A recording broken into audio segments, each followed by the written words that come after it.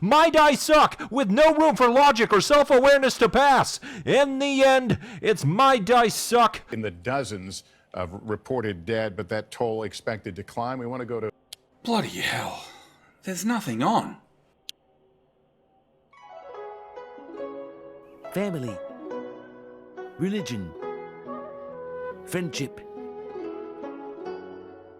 These are the 3 demons you must slay if you wish to succeed in business. When opportunity knocks, you don't want to be driving to the maternity hospital or sitting in some phony baloney church. Let's get down to business to defeat the Huns.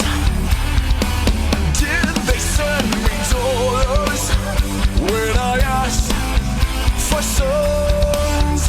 You're the saddest bunch I ever met, but you can bet before we're through, Mr. I'll make a man out of you. Tranquil as a forest, Oh no! within.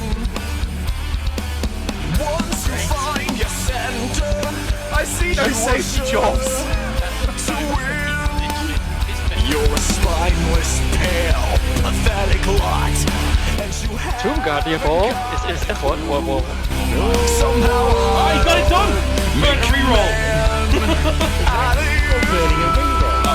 No! I'm never gonna catch my breath.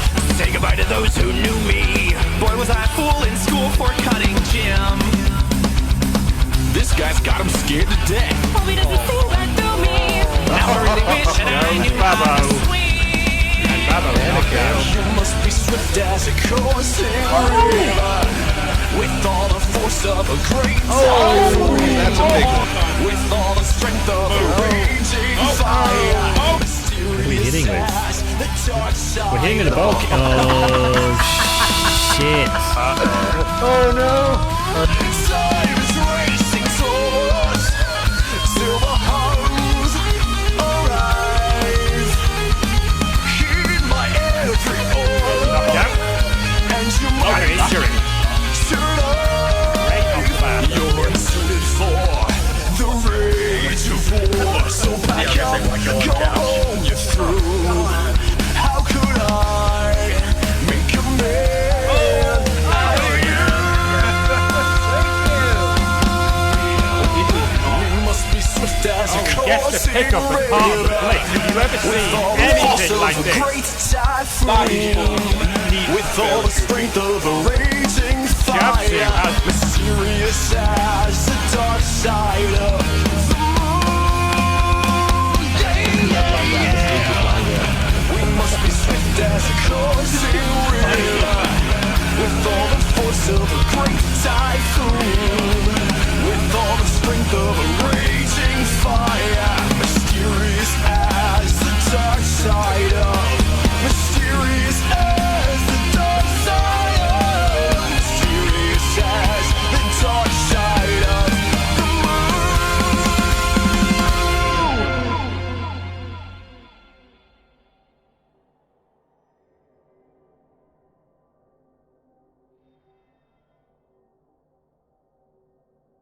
Okay, so hello everyone, and welcome back to the ReBBL Playoffs Season 11. I'm your host Tomo for today's action, and joining me for the first game of tonight is Random Guy. How you doing, dude? I'm doing just fine. Awesome. So the first game we're going to be covering on the channel tonight is the LizzardBlizzard versus, I just remember what Maka's team's called, some Star Wars thing. The Empire Strikes Back, which is awfully similar to something that Liam made at one point.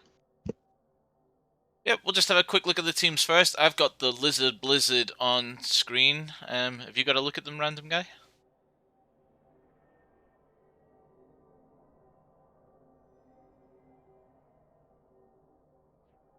Well, here they are anyway. Here's the Lizard team just here. So, Gemini Ricky finished top of Division 2B over in G-Man. And this team's looking quite solid. You know, it's this Lizard team block all round, lots of guard. And what was that ping? That's Marker just telling me what's happening. Cool. Yep, so lots of block, lots of guard. Not a great deal amount of kill skills, which I think could end up being huge in this matchup, because it is a Lizard versus Norse affair. Sorry about that. Perfect time for people to come interrupt me. No worries, dude. Alright. And the star player of the Lizard team, do you have anyone you want to pick out and talk about, or? No, it's a pretty solid looking Lizard team. Of course, a couple of rookie stars you probably want to block on. Force King might do some bullshit this game for sure, as Force Kings tend to do. Oh yeah, I think getting an Agi4 player on a team that doesn't normally have access to Agi4 is always huge. That guy's only 10 SPP away from Legend as well, so that could be a little playoff story all on its own. Yep. So, switching over and finding Morka's team. Do you mean no results? I know the team is here. I've seen it.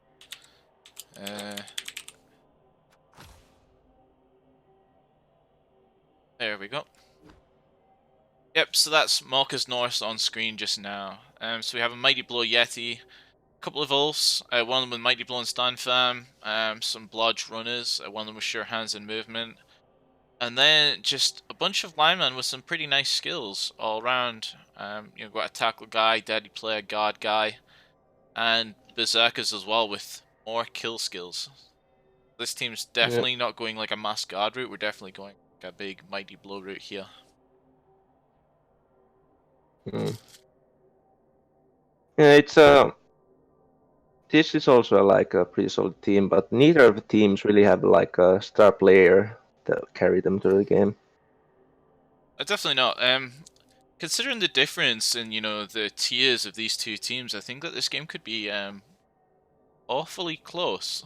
Like, if the Lizard had a lot more Mighty Blow and a lot more kill skills on it, you would maybe back kind of like a lot of Mighty Blow and some piling on to rip through the AV7 of the Norse. But because they don't really have that, and Mark has actually got quite a deep bench, I think we could be in for a really interesting game here. Yeah, definitely. Marker, of course, big O coach. He's kind of the old man of kind of like the conference. Obviously, in real life he's actually Liam's old man, but he's the guy that I think a lot of us actually look up to. And he's been playing Blood Bowl forever. Nothing phases him. He's always up for a good time, and when you actually pull off something cool against him, he's always really happy for you. I think if there was one coach that I think I'd be the happiest to actually see go far into the tournament, it would probably be Morka. Just because of, how laid back he is about everything. Yeah. And he's pretty old, says Liam. Well, you're able to say that. Yeah, I don't think I've actually personally played Morka. I'm not sure, maybe at some point, but I can't remember myself, so. Would be fun to play him at some point, if possible. Yeah, Morka's awesome. I'm coming back to his opponent, Germany Rick. Is that someone you've had the opportunity to play before? Or? No, pretty sure not. I'll have a quick look at his team and his stats, his history of how he's got here. So, 33 wins, 12 draws, and 13 losses is a mighty record. You're well above kind of, winning, half your games with that team. Going history-wise, it's a lot of kind of 1-0 wins. I mean, there's a 2-0 win there. So, apart from the 1-3-0 that's there, he doesn't look like a coach that tries to run up the score or anything. He looks like a coach that was actually just going to play fairly solid and run them down. He's actually got a game against the Rat Way to Go, which is a big old Skaven team. That was Jamis' team from last season, I believe. Beat them 3-2. Well, losing to the Ponies at some point, actually. Although, is that when Hiromo was in G-Man? Me neither. Um, That was playoff season 10, says XS. You can always count on XS to remember the stats and things like that. But yeah, we're just waiting for Marker to give me the okay saying that he's going live. He said they'll probably be starting in about 10 minutes, and that was about 15 minutes ago. So we're expecting it to actually be firing up any second. So guys, you tell me in chat, you know, who have you predicted to win this game? Who do you think is going to be moving on to the next round? You know, obviously type in Morka if you're predicting Morka, and type in Gemini Rick if you're predicting Gemini Rick. Let's see what the fans think. I think I personally went with Gemini Rick here. Not sure though. I probably need to check. Morka because Morka bust, Morka. Where's the Gemini Rick fans? You guys have got to be out there, surely. Guess I'm alone here.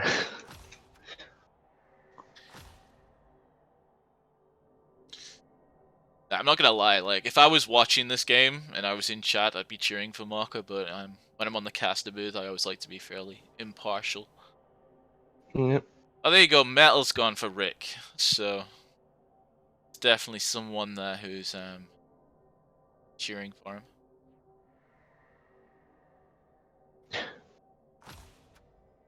And here we go, the game's just gone live, so we're loading in now. The awkward silence will cease. Right. There we go.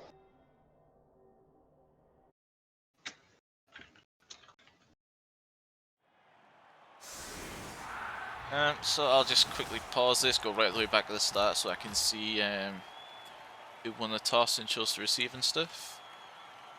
Yep. Loading their game right now. Liam may be a tad biased. It wouldn't be surprising if Liam was sat right next to him.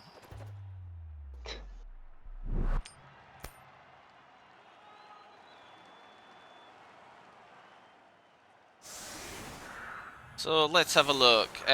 Marco won the toss and chose to kick.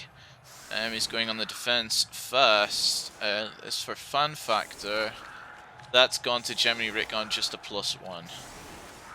Inducement wise, it looks like Marco's got an extra apple and he's also got a bribe. I don't see any star players on the pitch, so I'm assuming. Yeah, I don't assume Tenor's got that much more inducements.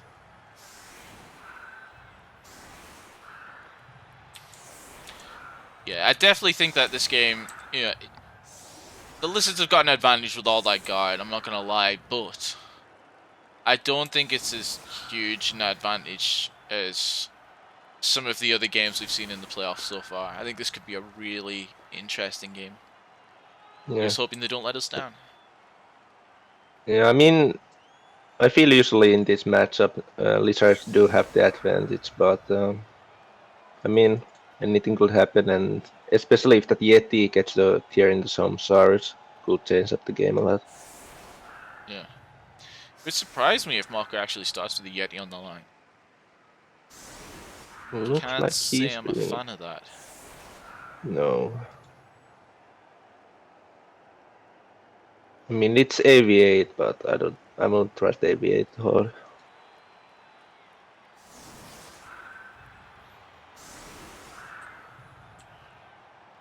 Chat bringing up the point that the Lizards have got no bench, whereas Marco has a +2 bench. He's actually starting with guard on the bench, which is a really interesting choice. Yeah, I guess he doesn't want to put anything valuable on the line, and wants to keep the dirty player fouling on the pitch though. Yeah, keep the dirty player back so you can actually use him, and, you know, a guy with guard and block, maybe he's thinking, okay, when it's, you know, when he's receiving, you know, you can use this guy to actually generate some hits on the line. Yep. But yeah, no bench could be huge this match.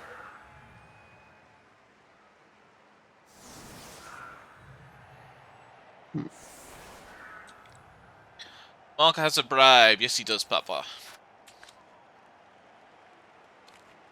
again, the inducements for everyone that's just loaded up or just went away and come back. Marka has an extra apothecary and a bribe.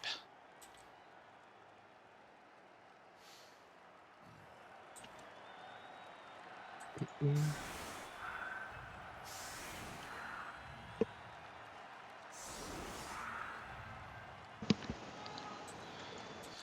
little bit weird seeing kind of like an off-center setup here. I'm not entirely sure what the point of it is. You got any thoughts on this? No, I don't think.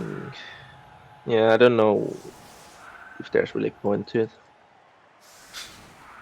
Maybe he's thinking, you know, with all of his frenzy pieces, with the 2 ults and something, if he can, you know, force the lizards towards the sideline, he's going to be able to generate some removals that way. Yeah, I mean, generally, it's kind of better to try and just lure the whole team to one side. It's a lot easier to defend when they're on the one side and not in the middle. So. Absolutely, yeah. I agree. Just saying, okay, you're going over here now. And then, you know, because you know where they're going, you can kind of position yourself accordingly from there. Yeah.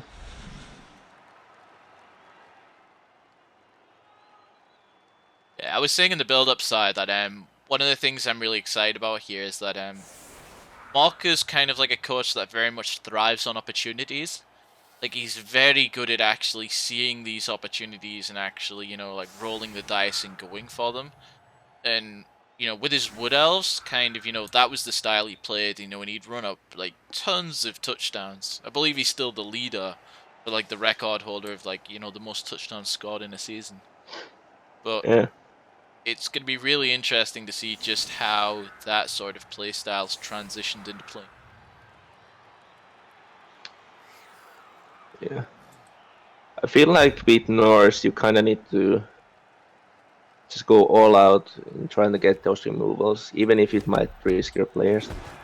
Because, like, to be honest, I think Norse are often the underdog in the game.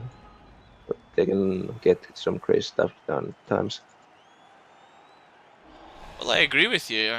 Norse have traditionally done quite well in ReBBL playoffs, though. Yeah, they have surprisingly well to me.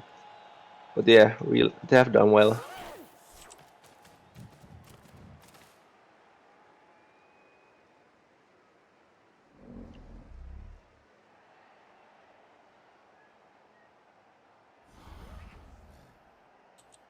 So yep, the ball's gone to the right-hand side of the pitch here.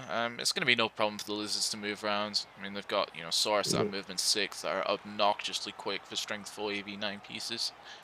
Then with Skinks being movement 8, they're going to be able to get over there and go wherever they want anyway.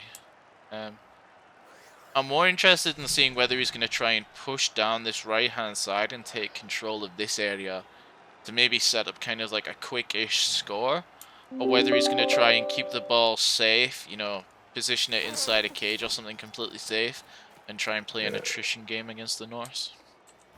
I definitely feel like attrition game is the way to go, because you usually do win that fight, especially if you can get this Yeti off here with the punch. Really not a fan of putting him on the line.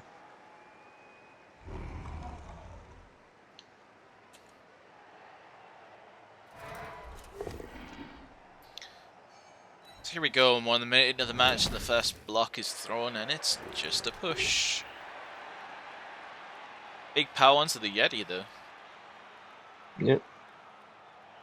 That Saurus being AV7 is interesting. Yeah. I was about to say. Oh, man, that's. Oh, damn! Do you upload that? Absolutely. Absolutely. I didn't even think about that. I clicked that straight away. Alright. Oh, Jesus. Mind you, it's badly hurt, so he's coming back anyway, but, like, that's probably the best time to roll your 6 on an apothecary. Yeah.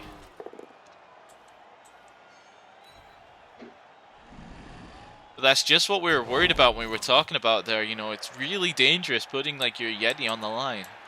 I mean, Yep. if he stands and, you know, he doesn't get knocked down, great. You know, you're going to be able to kind of, you know, get a hit off with him without using your blitz to trigger wild animal. But I still think if you're playing with like a wild animal kind of like big guy like that, you just want him off the line, and you want to have to commit to blitz with him, unless there's kind of like an option that's absolutely better. Yeah.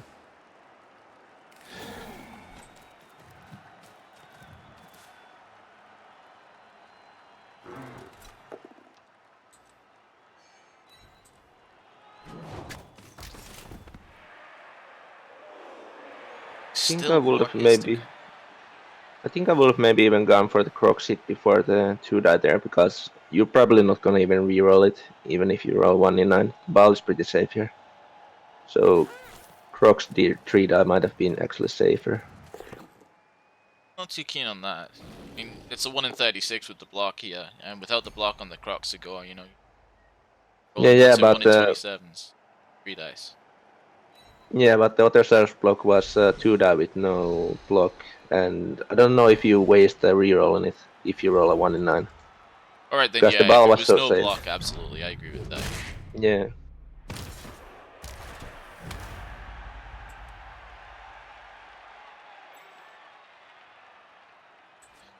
Another stun coming down there, so the Lizards, you know, have just knocked down the 3 kind of Norse players that were kind of put there to form a line. There we go, this is going to be interesting. So Marcus getting an extra block there because of that, because you're not going to try and dodge that Saurus out. Yeah.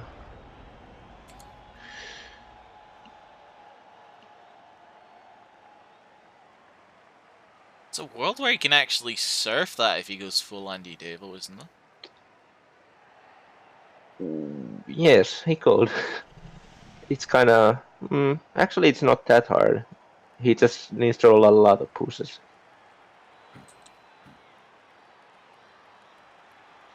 Yeah. Can just use the wolf there to push him on the 2-die.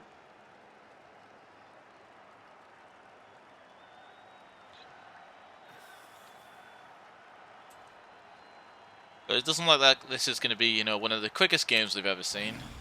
Boss. Rebel playoffs, and as with the full Rebel League, everyone's still being given 4 minutes. And, you know, Yeah. it's 4 deserved minutes. Concerned. We want guys to be playing the best Blood Bowl they possibly can at this level. Yeah.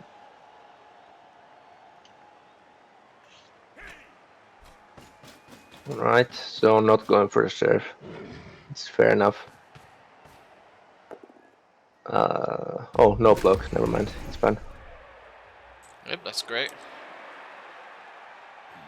Might go base the skink with the wolf. I think we're going to see how committed Mock is going to be to the fouling game here. You know, the daddy player is there with Join Me. You know, you've got the Saurus on the floor right there. You know, 2 assists, you know, ready-made. A pretty good chance at breaking armor.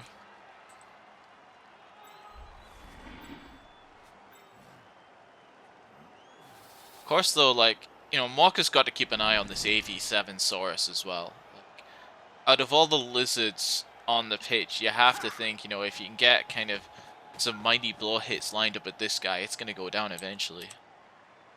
Yep.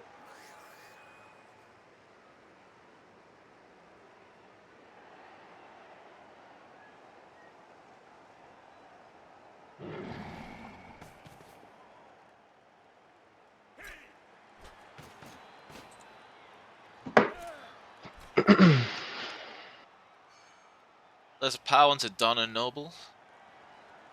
Yep.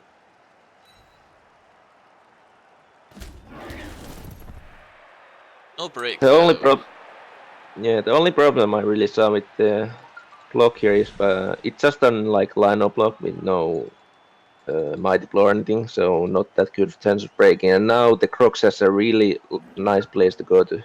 Just lock down 3 players here. Oh, we're fouling over this side instead. Ah, man. Oh, That's the tough. bribe getting blown straight away. That feels bad. You know, bribes haven't been getting much mileage so far I feel like every time I see someone take a bribe, it's just instantly used. Oh yeah, definitely. Or maybe I've been watching too much Herring Short game. Right. Yeah, chat pointing So, out yeah. inducement's already gone. The extra apple's been banned. You know, that's the bribe gone. And the All Crocs right, has he has just 2 moved into the apples. position you Okay. said it would. Yep.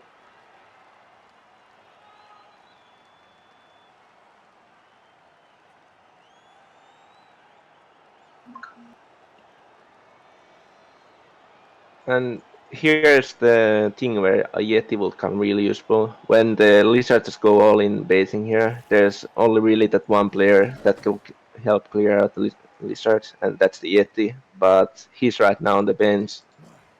Got an insert from the line. So the best game is really target struggle for the Norse here.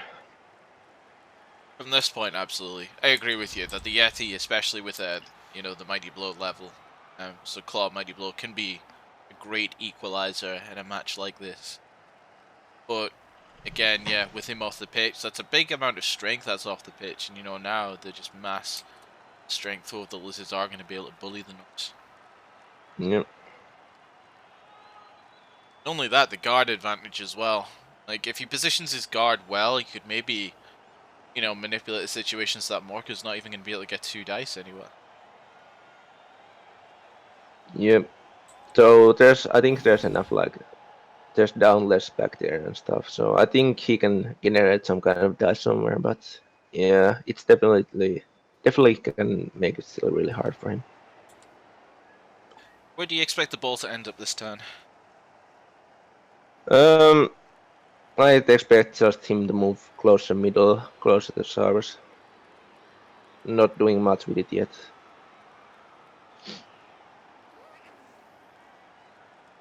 I don't expect a quick score here. You don't want to score and keep Marker back his Yeti. Yep, I think I agree with that. You know, just kind of use your strength advantage, just grind down the game, you know, and do everything you can to, you know, score turn 8. But Yep. if there is a coach that can, you know, eye an opportunity to see a way to kind of like burst up that rhythm, I think it would be Mo. Yep.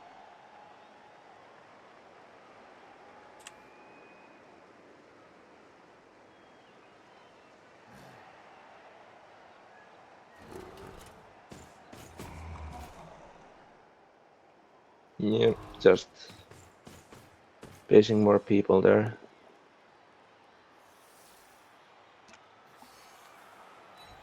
Trying to make sure the line there doesn't, line of 4 people next to Crocs doesn't get out. Anyway. Yeah, I think that was an interesting blitz choice there. I think the min-maxer style players might have thought, okay, this is a block we can get here with just 2 assists.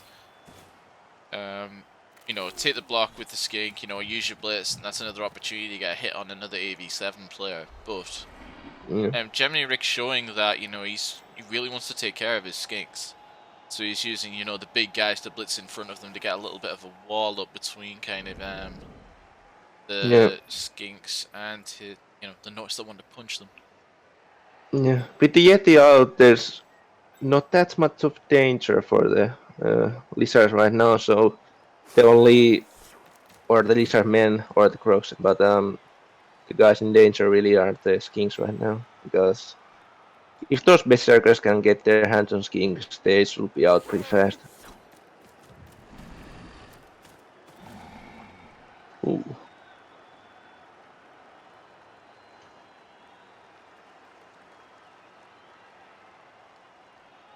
Just looking at it now, if there is no escape, makes an extra GFI to make it to the spot to the left of Donna Noble.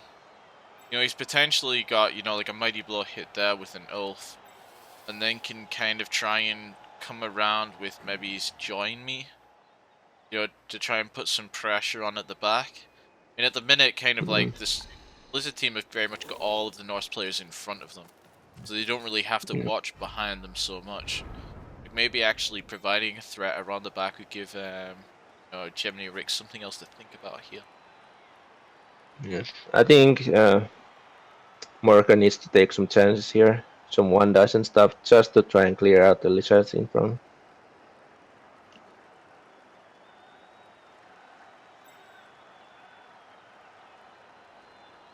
would be really helpful if he even had like one guard for the match, but I mean he did leave him out on the bench. So.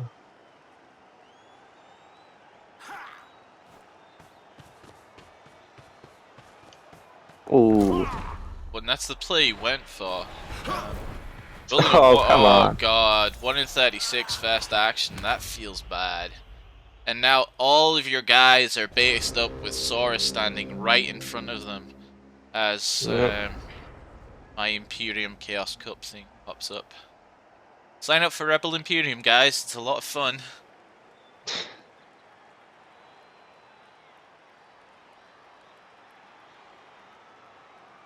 But if dice go against Morka here, this could be a very, very painful. Yeah. But as you said, this Lizardman team hasn't gone with a lot of Mighty Blow. Actually, there's no Mighty Blow, so he could be saved by that here. It's still a lot of AV7 to hit though.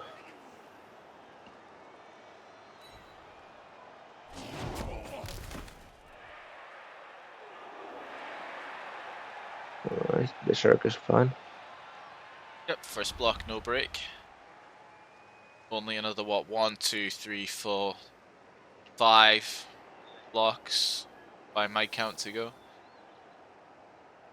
Yeah.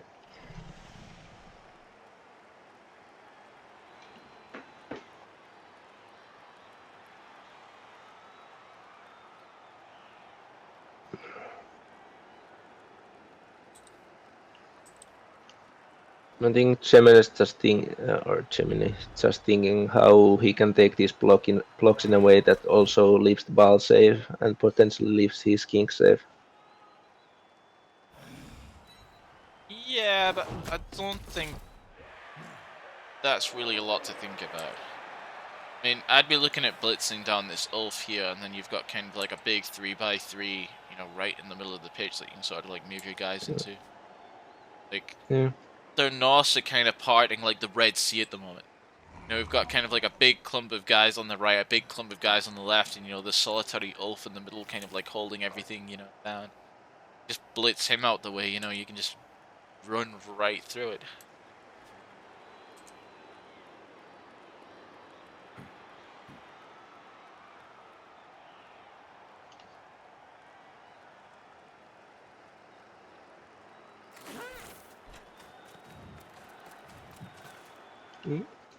Crocs 3 die.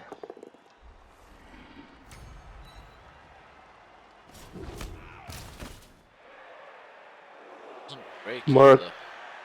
Yeah. AV7 surviving at least. The fact that he chose to push him over in that direction is interesting to me. So if he was looking to take control of the middle, I feel like you would want to push that player to the other side, just to make it so he's got to go farther to get back towards the middle. But because of where he's standing there, you know, I think that, you know, he could get back into the game quicker. I think he might have been just looking up, because if you put the Berserker on the other side, it would have given an assist, and then you could one die Crocs if you want. And it's not that bad of a block, because he has, of course, block and the Crocs doesn't. That is true.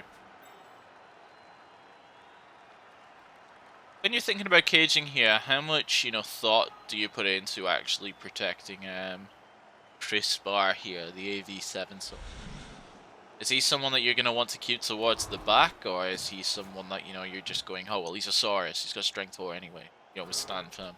Put him at the front regardless. I think you usually want to keep some kind of protection from the other Saurus. Oh, next him.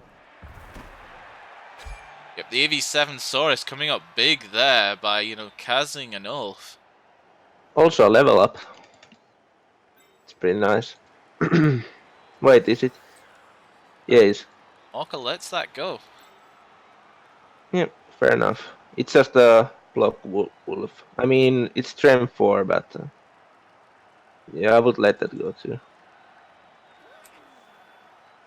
And Marcus still got, you know, obviously the Yetis should have been on the pitch, but apart from that, he does have a 2-man bench.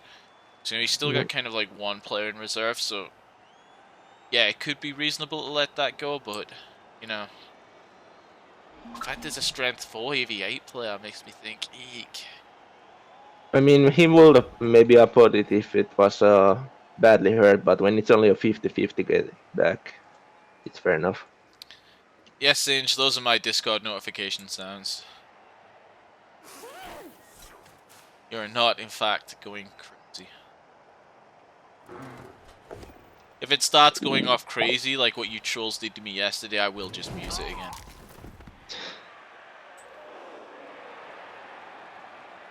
But yeah, no. Did any of the AVs? No, no of the AV7 broke this turn, which is pretty lucky. Oh yeah, AV7 greater than AV8 confirmed here. Yeah. Oh wait, yeah.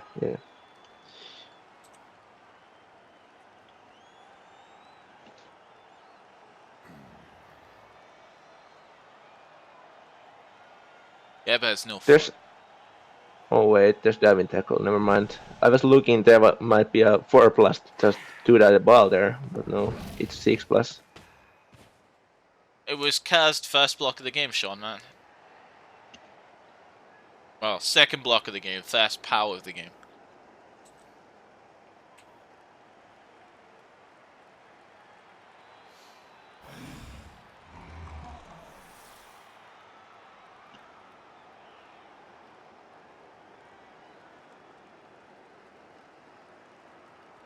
Sepp knows how maths works, confirmed, everyone.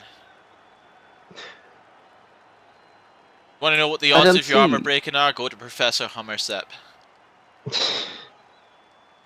I don't see much plays here. 3+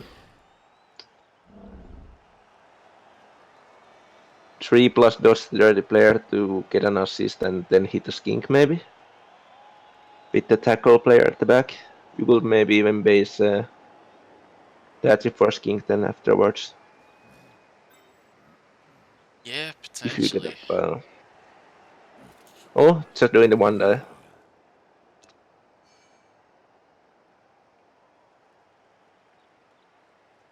Just feels bad in this situation, isn't it? You know, yeah, like it's like that 1 in 36 first action over here was just, you know, it was always gonna make kind of, you know, the next turn really painful.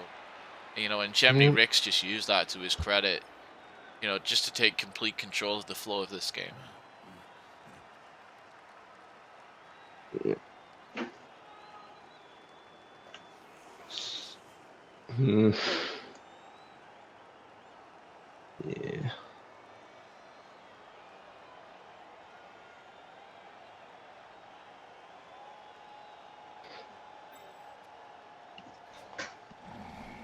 So yeah, I think all we're gonna keep seeing is kind of like a slow grind down the pitch while Mark is forced to throw some, you know, dice he really doesn't want to be throwing to try and get back into it. I mean, like, this is kind of like a 1 dice frenzy into 1 dice here. Yeah. And just gonna get stuck there and get hit again. I mean, and that was even the play that you mentioned, you know, so like, his best options are just 1 dice blocks at the minute, and that just feels bad. There we go, we're doing red dice now. And skull. Don't re-roll it. Oh, you're, well, just another skull.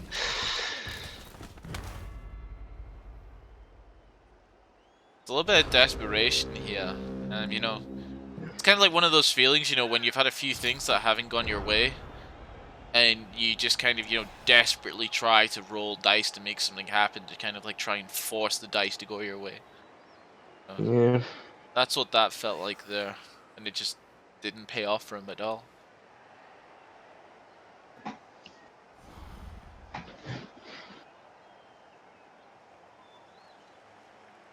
Yeah, I feel like this have Marcus just needs to try deny as much damage as possible and just try to come back on the second half.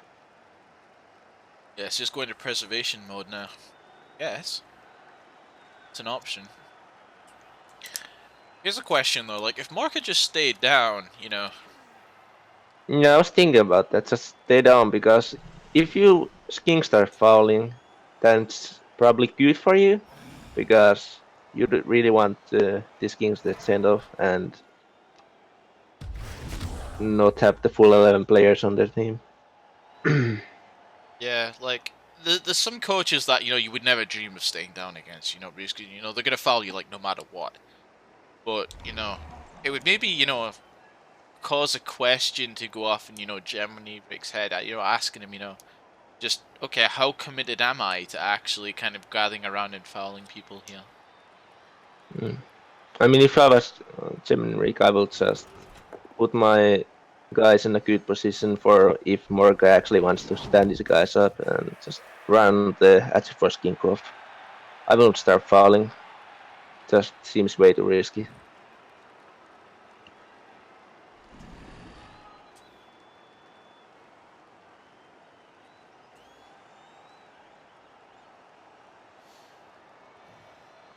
Especially with extra Apo he still has, because even if he happens to get a injury on a good player, he could just Apo it back. Yes. Well, if it works. Well, yeah. Already seen some dubious apples already this playoffs. Right.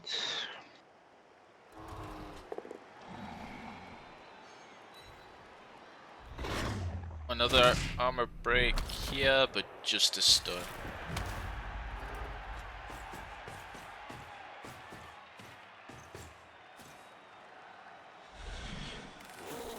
Take a hit with Skink. Ooh, Dubskull.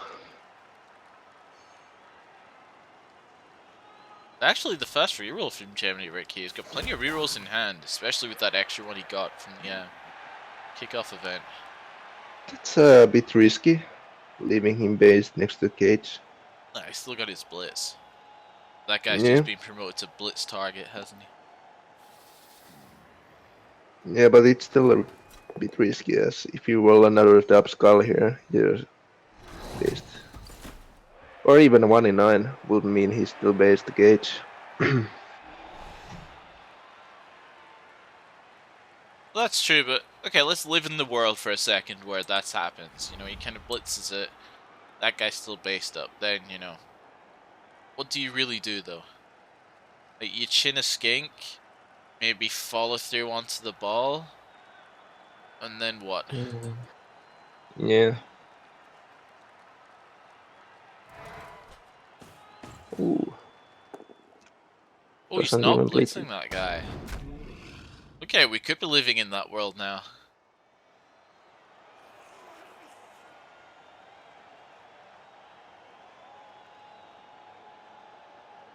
I can see actually a fairly okay chance at the sack here, with the Yeah. runner at the back.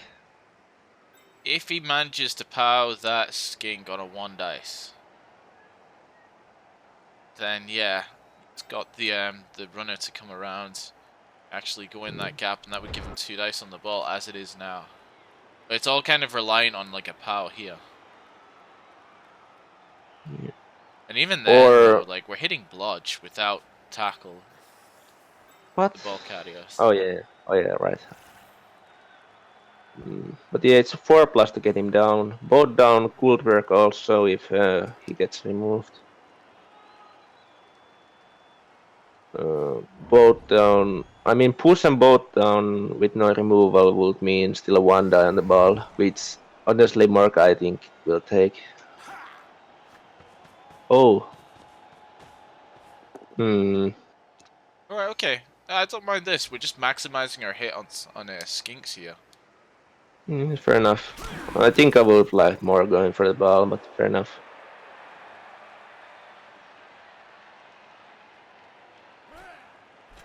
This is a pretty good skink if you can get it out. Yeah, I mean, the mantra I get playing against losers normally is, hit the skinks whenever you can. No damage. These skinks are Shame. invincible. Well, as we see, Navy 7 in general has been quite invincible this game. Just the AV8 that's falling.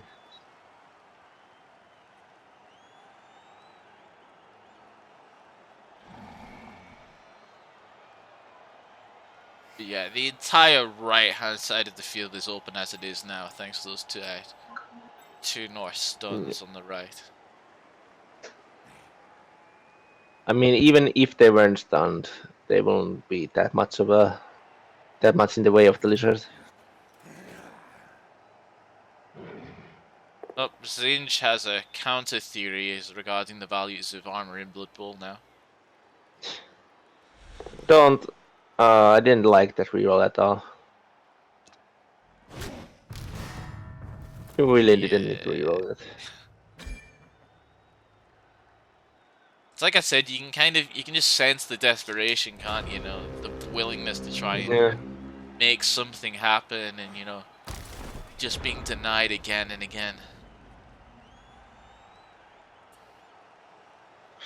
So you can split out the runner at the back and run forward right now. There is an option to serve the dirty player if you really want, but I don't know if it's even worth it. Because it will still leave double one chance on the dots out from runner, so I don't think you even want to risk that at this point. But yeah, as you say, like, just blitz off that runner. Just move down the pitch and take control of it. Very basic Blood Bowl, there's no kind of grand strategy or, interesting plays or anything required here. It's just kind of hit stuff, watch it go down, exploit your strength advantage, and, just play solid Blood Bowl. That's it.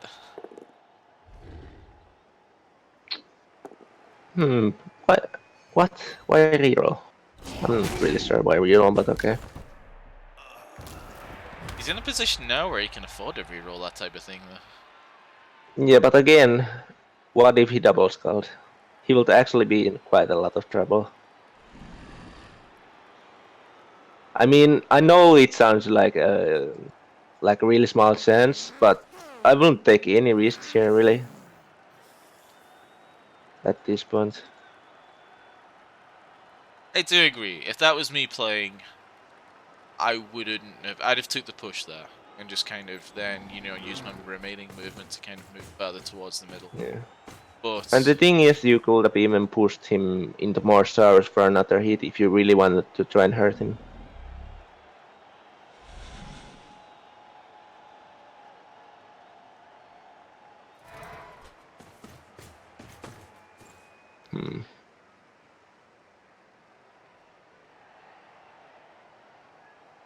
I mean, if the agility 4 was already run up, which of course he couldn't be because he needed to clear up the runner first, then in that case, of course, that real would have been just fine.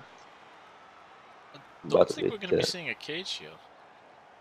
No, he's just gonna probably use the last king to screen off. Yeah. Put the skink kind of, between the two swords, sort of like in one of these squares where chat can see I've got my cursor now, and you have your other skink just kind of like further down in front. I'm not sure how he's gonna position here, but he needs to watch out for the berserker jump up. Oh, he's not gonna stay back. Fair enough. Oh, he chooses to go the other way. Okay, that's cool. Yeah. I think he might have realized that he doesn't have just enough protection against these jump up berserkers, so just decides to stay back still. He has time. Totally, yeah.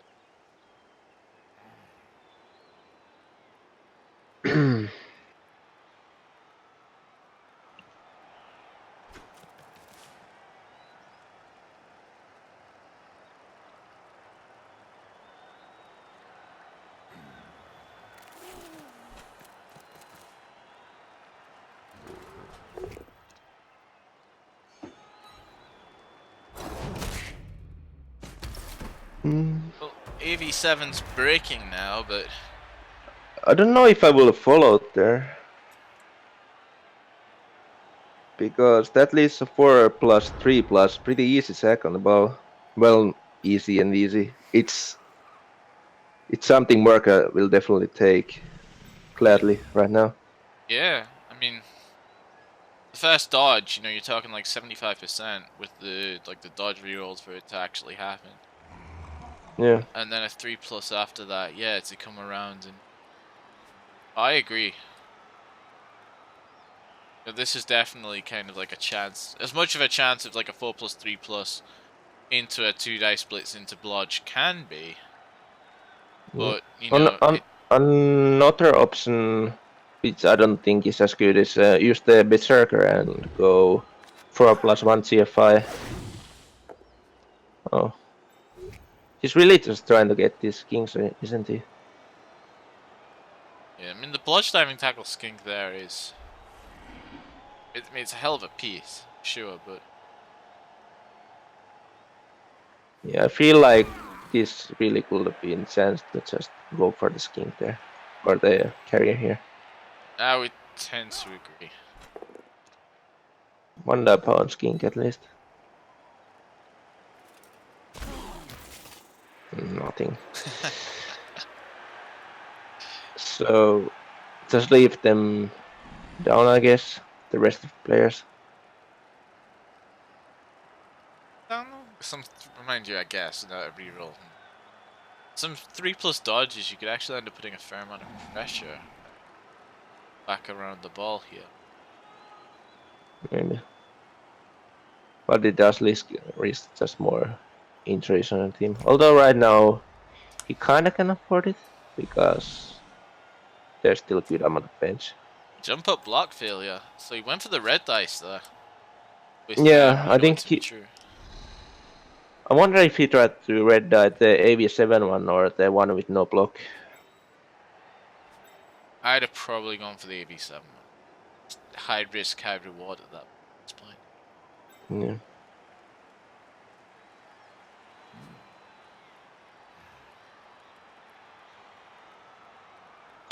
I might try and chance to maybe dodge out the tackle Berserker, try and go base skink with him.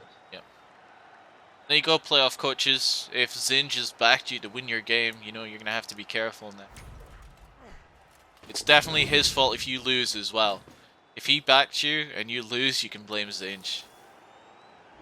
That's how I've read Since that. you haven't tipped me, have you?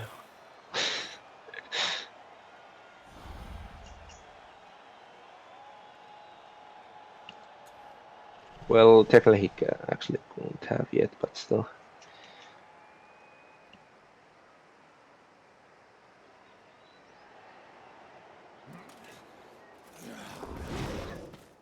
Don't do it, Sin. I remember the first season of the tipping comp that Monkey did in the Big O one. Yeah.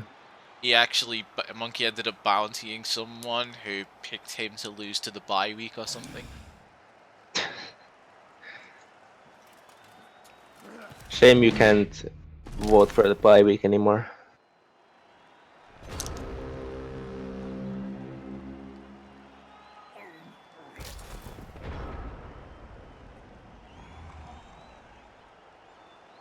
How many blocks are we getting this time?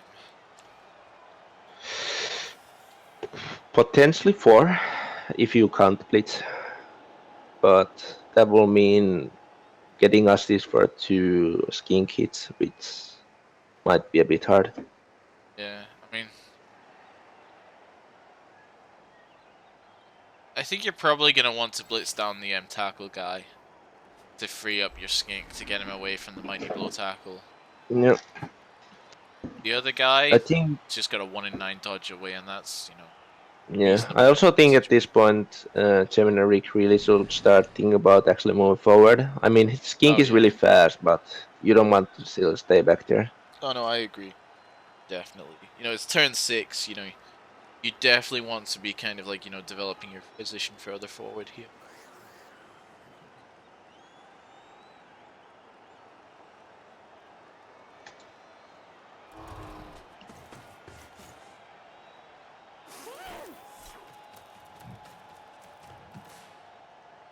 Alright, yeah.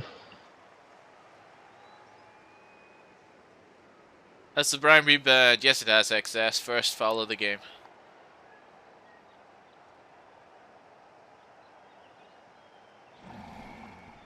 The extra apple was gone turn 1, and then the first bribe was gone. First foul. Yeah.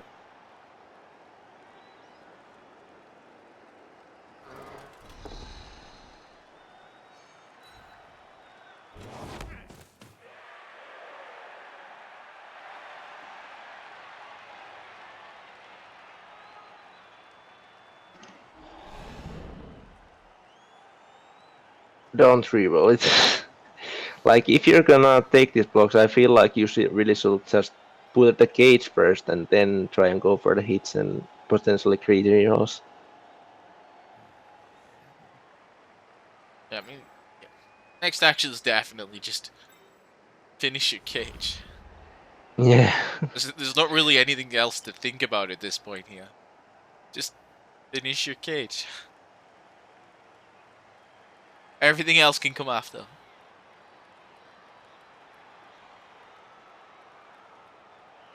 Good, no reroll. Now put the stars in the gates and then I guess finish it off with the crocs. Am I frozen at the minute? At what time are you at? 2 minutes 5 seconds. Oh wow, I'm at 112. Maybe you were frozen. Though I haven't seen an action in quite a while. No. Oh, now I skipped 1 minute left. Oh right, okay, yeah, we're seeing the blitz with the AV7 guy. Yeah. Okay, cool. I think the timer just bugs out a bit if no action happens. Still though, that was a blitz before finishing your cage. Finish your Yeah. cage!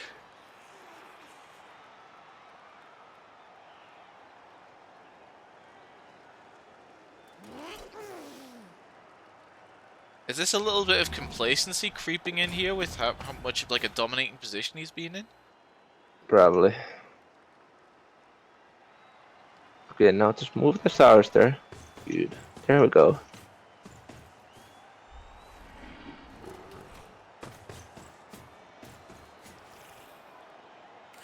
Now you can create reroll. Definitely reroll this. Not even a create reroll here.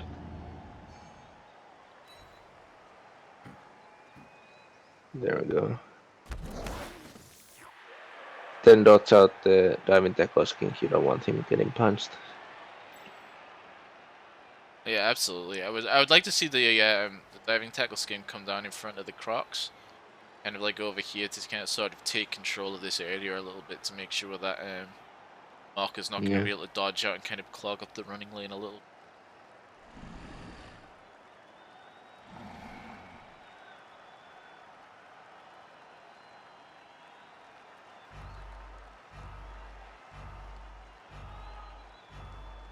He's feeling threatened by the runner. Might just keep him down him. I'm not a fan of it, but I can understand.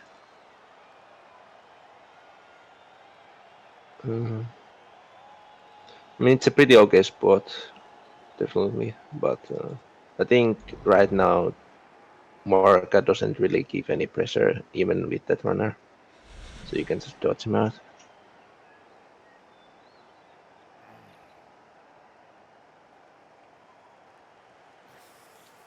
Yeah, we seem to be stuck on 0. Which would usually suggest well, 1 in 9s. Oh, KO. That's interesting. Does that mean anything could happen here? I don't think so. He's actually completed his cage.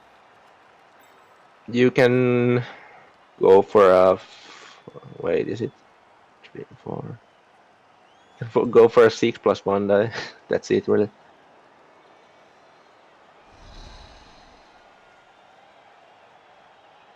And not even with tackle.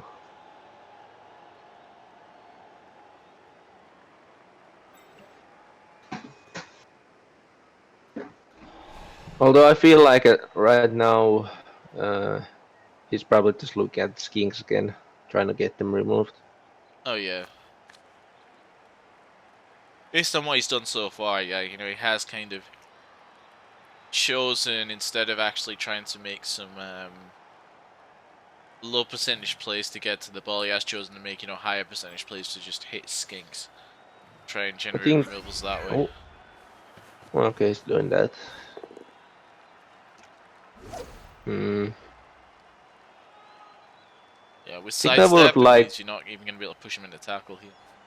Yeah, I think I would have actually liked taking a play where you dauntless the Saurus BAM one, and then you get enough assist to get a Berserker hit on the rookie skink there with Mighty Blow and Tackle.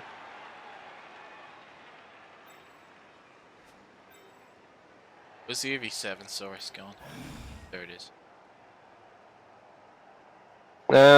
I probably would like a red die maybe on the. Actually, nah. Probably take red die on the skink instead.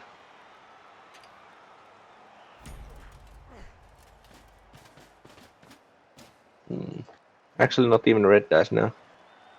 One die.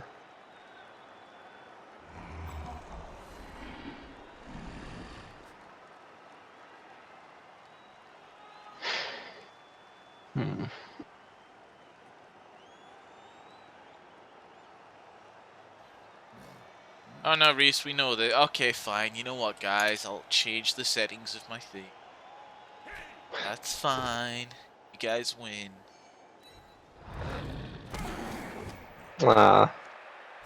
Marcus red dice haven't been working, have they? They haven't, no, but you know, I'm not a coach that really expects red dice to work. I mean, I don't expect normal dice to work sometimes. Never mind red dice. I think we're kind They of have a- opposites in that regard. I mean, I don't trust red dice either, but I mean, I don't expect to see someone roll like 5 red dice and all of them have skulls. Yes, Discord is entering streamer mode, but I've edited the settings on my streamer mode to still give me pings usually, so that I don't miss any of the news or anything going on while I'm streaming. But I've just edited it to turn off all the noise now. Yeah, so as if for skiing is out of range of everything, so this should be pretty much a secure score now. Yep.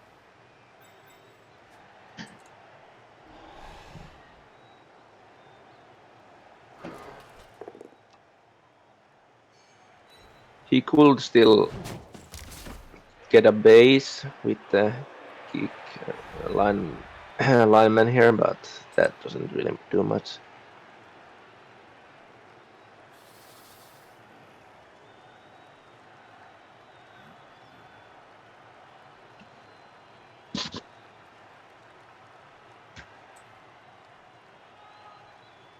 Think the blitz target will be the movement 8 runner. You can even push blitz him in a way that you push him to another source if you don't get him the first time.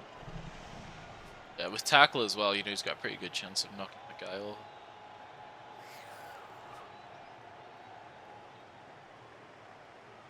Could maybe make it 3 dice even. Oh, why are you pushing that way? Well, I got it knocked down anyway, but More than a knockdown. Apo. Yep. AV7 actually breaking for something substantial. It's a sign of the end times. Yeah, that was good, Apo. He needs that movement A player to get something done. Oh, totally. Yeah.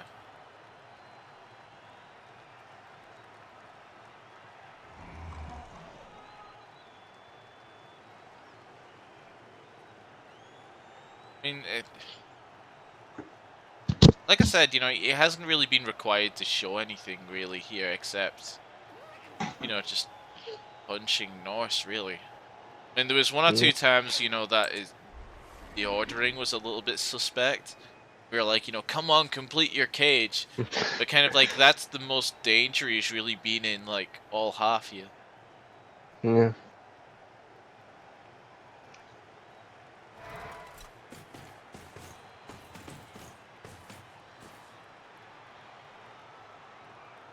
I mean, Marco could have put him into a bit more danger, but he just decided to take more skink hits than rather than go for the potential sacks on the ball.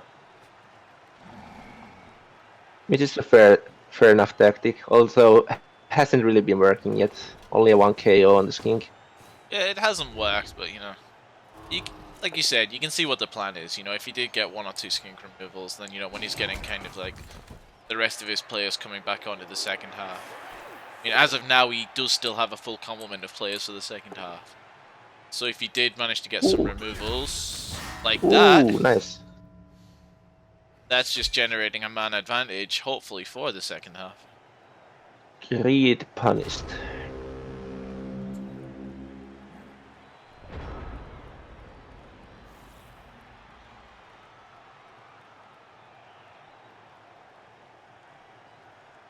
With the reroll used, I don't think Gemini is gonna take any blocks on the last turn. Maybe a 3 die if he's feeling risky, but definitely not 2 dice. At least I wouldn't. Okay, can still hit some skinks here. Or rather, 1 skink, I guess. I mean Gemini Rick on his last turn, before he scores. Morka, of course, takes every block he can here.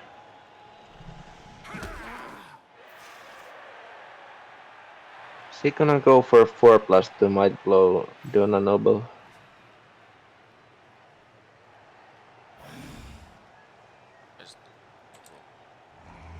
The blocks are next to Runner and Lemon. Well, actually doesn't even need the 4+. Could just use the Runner. Yep, there we go. Works. Not Runner, Dodge Berserker. out, come run. He's getting the knockdown with Mighty Blow. No armor break though, unfortunately. There's no way the Dirty Play gets there, is there? It might. Oh, never mind. My game got this big stuck there, man. It is actually fairly easy for the Dirty Play to get there if he did want to try a foul here. But it would involve standing guys up. And, to actually It would be a no assist foul. Yeah. Okay, yeah, we're leaving guys down now just for some damage prevention. Yeah, And, no blocks. Good. Gemini Rick in the quickest turn of the game so far just elects to run the ball straight in. Yep. So Gemini Rick and his LizzardBlizzard are 1-0 up. Oh man, both skinks came back, so no damage.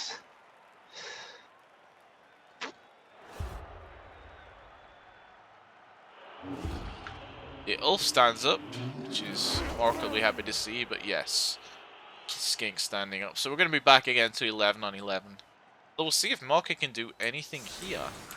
Maka does have a movement 8 player. And being the elf coach that he is, he should know how to generate a 1-turn touchdown potentially. It depends on, what sort of defense Gemini Rick has lined up here. Alright, sorry if I spoiled there. I forgot that you usually watch the KO wakes up there, not escape. That's alright. If anything, I don't usually watch them. I usually have all my animations just set to skip, but figure that, if I'm streaming, as a spectator for once, I'll put that stuff on. Yep. Yes, Metal, you're more than welcome to jump in after this game to cast Synergy's game with me. There's no way I would turn down an expert Nurgle coach such as yourself.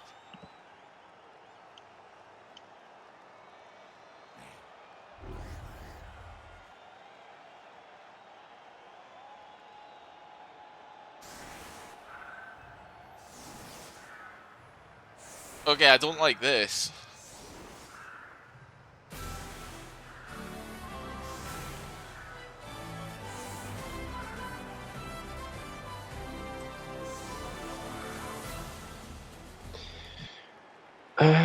He could 1-turn here, couldn't he? He can, like, the dodges are not going to be easy, but, it is an option. This movement is. He's like, the movement isn't the problem. And yeah, if there was any coach I would back that actually know how to do this properly, it would be Marco. But Yeah. you know, Being a former Woodlove coach, I would assume you know your one turns pretty well. yeah. I mean, as you say, it's bread and butter, isn't it?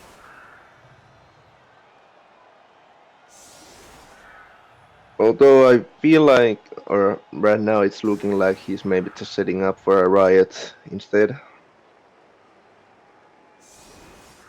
Yeah, I don't think he's gonna go for the turn. With all the frenzy and the movement on that he's got, like the movement and generating the like the pushes going forward aren't really the problem. The problem would be the dodges. So maybe he is kind of, like giving up that opportunity. And thinking, right, But- okay, we'll set up for the riot instead because, we've got more chance of actually getting a touchdown if it does happen. Yeah. Well, it's a dodges plus actually getting the ball too. There is no escape because there's only actually 3 players to get it to. And This not looks that like we're fast going ones back either. to the one zone. Oh. Fair enough.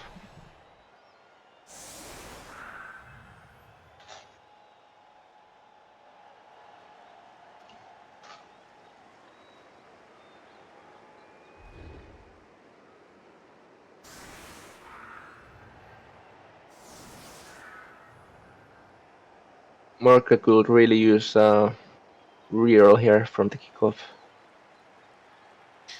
I hope he doesn't leave that gap. I would Yeah. really like to see someone actually put in that gap there, especially if he's going to be blitzing with the Yeti. Because that's a push you can generate just off the first frenzy hit. Like if you put someone in there, then you then bring I feel another like- guy around and put someone behind the Saurus there. And then you can end up, after the frenzy hits, with your ball carrier there, with the 2 spaces there. With the guy that you're going to be kind of like pushing around there for like another push forward from there. I think he's using the rookie Saurus to push in the spot where the runner is currently and then use the Yeti to just push him forward. I think that should actually do it. No, I'd definitely prefer to see him kind of like fill all the gaps and use frenzy here going. Me too. I think the current play he's trying is fair enough. Maybe I'm seeing it wrong, but let's see.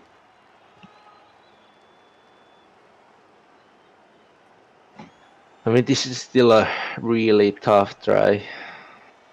Whatever way you set up this, it's still really tough. I'm worried he's gonna miss a gap or something with frenzy here. Ooh, high kick helps.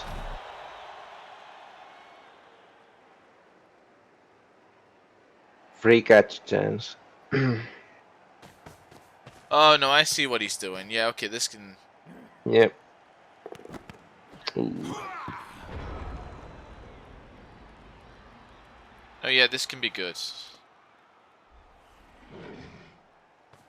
Yep. Push him down there. There's the first one. Ah. You can still have this. Ooh. KO's interesting. No apple. No, this isn't dead yet though. If he fills in like all the Yeah. gaps behind the Saurus here, you can still kind of like chain push across. But is there enough? Is that enough? Yes, you could still do it. I think. Just really tough. Margaret's seen it. It's gonna be red dye though. He could maybe bring the tackle guy from back there to come assist. Oh, he's gonna use the runner to come around. Alright. Like he still needs a piece in front of right. Okay, yeah. So he's filled that. So in terms of the chain pushing, he's done that, and then he's got the push afterwards with the Berserker to making sure that he's actually got the pushes to get, the movement going forward. So now what you have to try and think is, how can I make this next hit, as easy as possible? Yeah, trying that, and now I think best option is just bring the tackle lineman with the GFI to 1 die. Can afford to bring the kick guy around, can't he? I think kick guy might be the one getting the ball. Oh. Who's getting the ball to him? So that's a 1 die now. You can make it a 2 die by bringing the tackle lineman up, like you said. But he's going to be relying on one hell of a pass with Make Me Destroy You. Yep. Oh. Here we go. Okay, yep, so he's made this 2 dice. Those 2 pushes. Nice. So we're still on for now. Unfortunately, this will be a 1 die to push forward No, here. Dauntless, he's fine. As long as he rolls Dauntless. No, he doesn't have Dauntless. I mean, Berserkers don't have Dauntless. correct. Yes. So yeah, So yeah, it is a 1 dice. into 1 dice if he doesn't knock down. So Ooh, but 1 die pal. that's perfect. And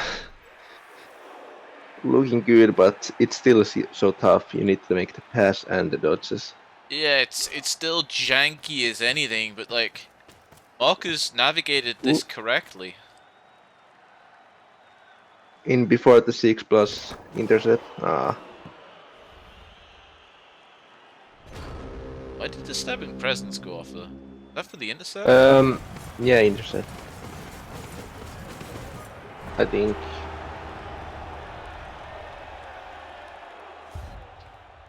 So yeah, Marker there showing, Marker there gave himself the best possible chance. He made like all the correct decisions, but it was always going to be a long shot with the dice that was required. Yep.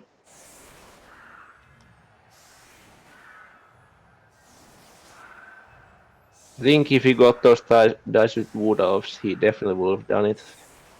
Well, not really with mind you, I guess he would have had a reroll with a thrower or something, but I think if we were being super critical about Marker's defensive drive, especially with some of the things he rerolled, you could make a fair argument in saying that he should have been more strict on keeping a reroll for the 1-turn attempts. But when it actually came around to turn 8 with the resources he had, he did give himself the best possible chance. Yeah. Also, I don't think Morka was expecting the Lizard to give him such an easy chance, and by just putting everyone at the back. Oh, absolutely. Like, it's a cardinal sin, really, honestly. Like, if you're gonna put all your, like, okay, like, the first cardinal sin of, like, 1-turn defending is putting all your guys at the back like that, especially against a movement 8 player. The second cardinal sin is putting the 3 Saurus together on the line, because that just makes everything even easier. Like, after the POW, Morka wouldn't have been able to recover it if those guys were kind of, like, spaced 1 space apart between each other. It's another kind of thing that, another feature of these playoffs so far have been some kind of janky 1-turn defenses in places, and, if we are being a little bit critical, especially considering the level of Blood Bowl we expect from playoffs, you really want to be seeing people making better, 1-turn defenses. Like, you want that thing drilled into your head so that it's automatic, so that when you're in a high-pressure game like this, you don't even have to think about it. You just go, okay, this is my defense. You just do it. Yeah, I'll be honest, I myself feel like I'm pretty bad at 1-turn defense, but I still try to do something else than just put a backline, because it's usually better still than the backline.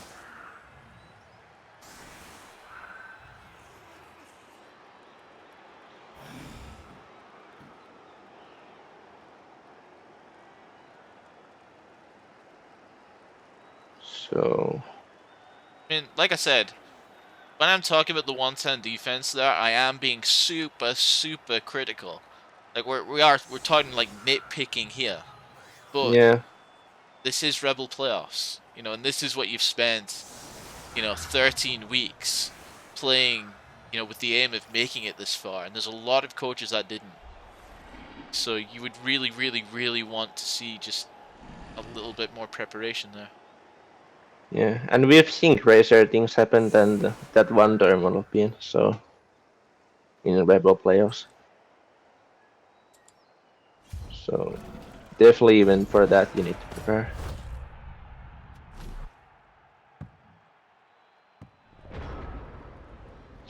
So Ball is in a pretty good spot here, not in much danger.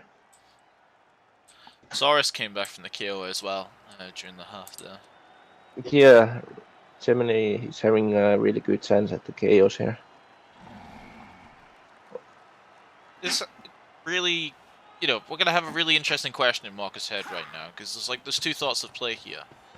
It's kind of, try and grind down the pitch, take 8 turns, go 1-1 and try and take it to overtime. Or just score quickly and then try and generate a turnover. It kind of depends on how you feel you're going to do in kind of like an attrition war with Lizards. And that's something that you wouldn't normally back a Norse team to win, I feel.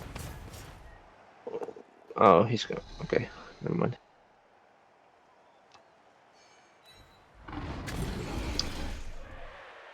No damage there.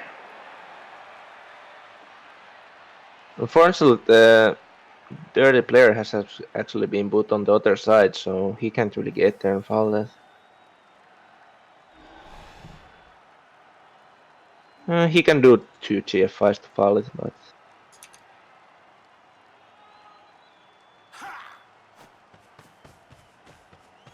Ooh, oh no. That's bad.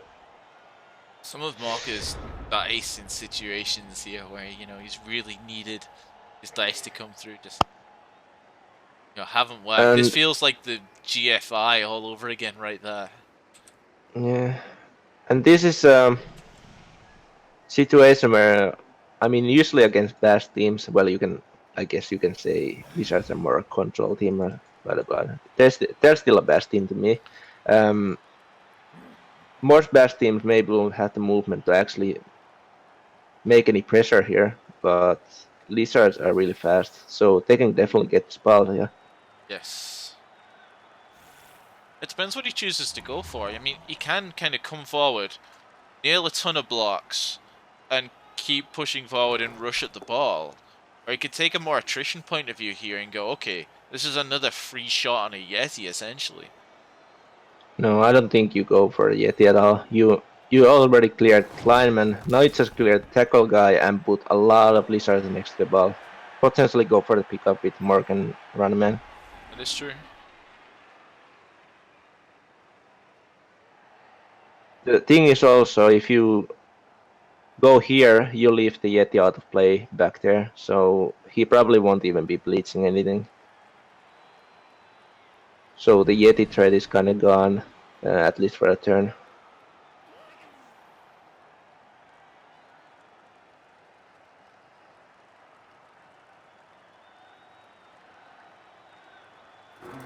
Yep, here we go. It's tackle guy. Mark really guilty use these guys staying up for a bit now. Tackle guy actually staying up would be really useful, but no. Armor break, that's a big stun considering the context of the drive so far. Yep, move forward. Put more SARS there. Doesn't that make it harder for him to get the skinks on the ball? I think if he went to that space behind where he is now, he could have had another Saurus come around to mark up the Berserker. Oh, sorry, mark up the Runner. I think he might be actually just... Yeah, but I'm not sure if he's even gonna go for the pickup with the skink. He might just put diving tackle and SARS there, and I'm pretty sure it won't come out of the... in the middle of the SARS. So... Because if you go for the 3+ pickup with the skink, it could chances scatter somewhere good for Norse. Yeah, just putting diving tackle on the main guy who could retrieve ball.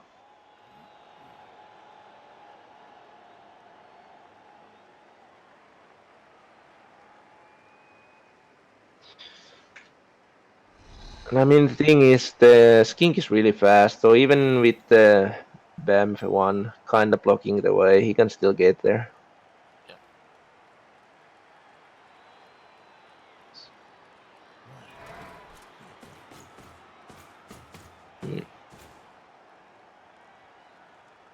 And again, I was talking about the Red Sea potting in the first half. It's happened again. Just the entire center of the pitch is open after kind of that field pickup there. Yeah, and both were kind of not really caused by Morgan's play, more just not getting dice. Oh, totally. Like, if Morka picks the ball up there, I think we would have seen either a commitment to kind of like stalling it out and protecting it, or like maybe even kind of pushing forward into kind of, putting scoring threats and everything downfield. But with that pickup failure, it's just Yeah. snowballs is kind of the term I think. I mean, there's an argument for maybe it was still a 1 in 9, not a 1 in 9. Wait. No, it's not a 1 in 9. Wait, is it not? Yeah, 1 in 9 pickup. So there's an argument that maybe he could have moved a bit more people in front before going for the pickup, but yeah, probably want to keep more people in position for after the ball is picked up. Yeah, I think if in his head he committed himself to a fast score, then that pickup's always going to be a danger in that situation, because you want your guys, free after picking the ball up to kind of take control of the area downfield. That's always kind of a risk. 1 in 9's everywhere right now. These Kings haven't been dodging much this game. I'm pretty sure, has the Skink even made a successful dodge yet? I'm pretty sure it has at one point. I don't remember one, to be honest, because he hasn't been needing to dodge them, and I remember 2 times he tried, both have failed now.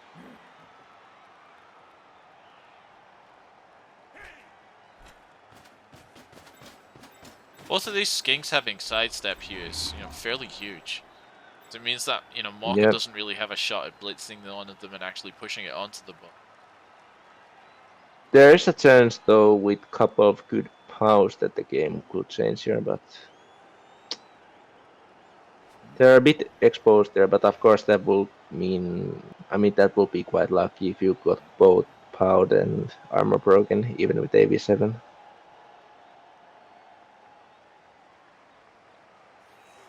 I think Morka just maximizes his hits on skinks here, and then more or less says, well, while your skinks are on the floor, you're not going to be picking the ball up anyway.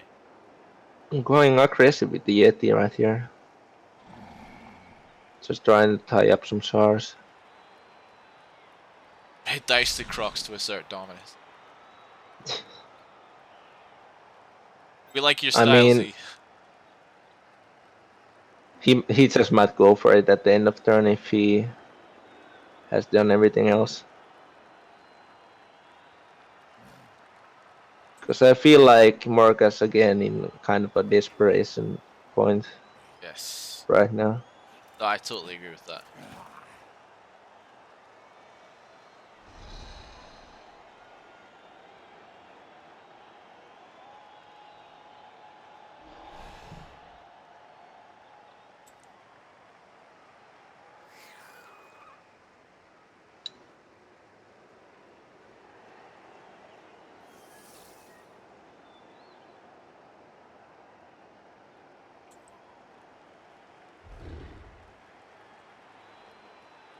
By the way, I'm not sure if you can hear through the mic, but my my dog parked behind me and started sleeping, so he's kind of snoring there. I don't know if you can hear through the mic though. No, you're all good. All right. I'm not getting it anyway. Yeah.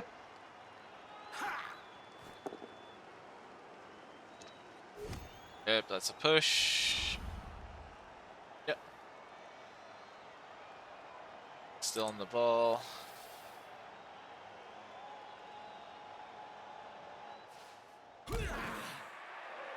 Again. No options for Marker really. No. Like, it's a weird one, isn't it? Because like you can see his thought process, and you know, there isn't really anything wrong with the decisions that led him to this point. You know, or if they are wrong, they can be explained by kind of, you know, with what he was aiming for. But like, just some of the dice he's had has just changed the game over and over. And you know, and Gemini Rick, on his part, has made all the correct decisions to take advantage of that. Gonna take one die here. Free up the dirty player, I think. Or maybe do it with dirty player and try and free up the berserker. I'm not sure.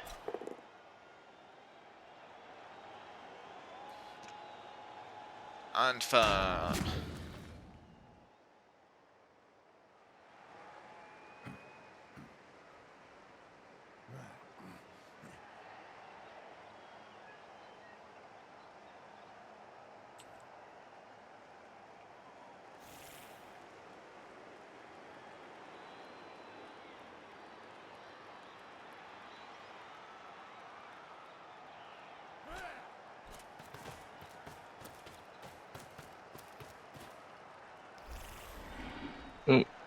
Didn't get him down.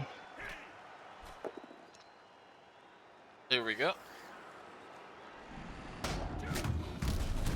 Ooh, that's a nice stun. Stun, yes. Stun is big because he's actually gonna be able to free up his guys now.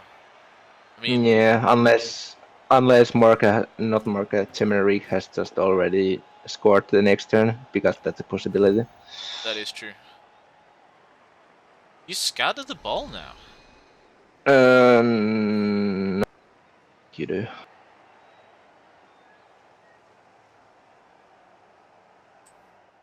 I mean, scattering, I think, could have been fun, but I think I'd have been This is pretty tempted to fun. there because if you get a lucky bounce, you're actually making it easier to pick up on your own turn, and Marker doesn't really have a piece that can recover it from you. yeah, I mean, but there was a chance it could just bounce, like maybe in the hands of the plot runner or something crazy.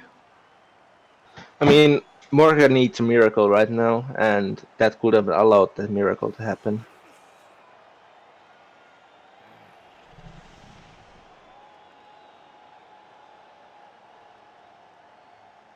But yeah, if Gemini Rick just clears the ball here and scores, that might probably be the game, because coming back from 2-0 seems quite tough to me.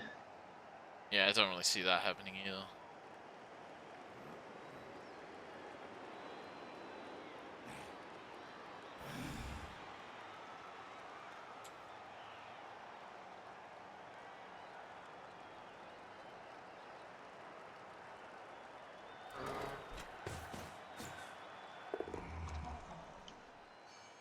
So all powers coming up here for Gemini Rick. So yeah, you hit this, follow through. Bring the other skink around so that you can get a 2 dice on that Norse lineman with your skink over here. And then all of a sudden, you know, just pick the ball, burn it in a GFI.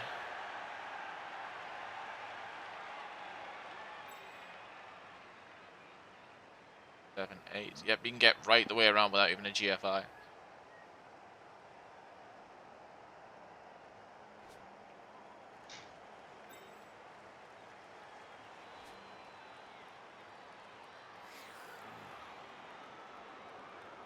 I'd like to see him decide what he's going to be doing with the Saurus on the floor though before thinking about anything else.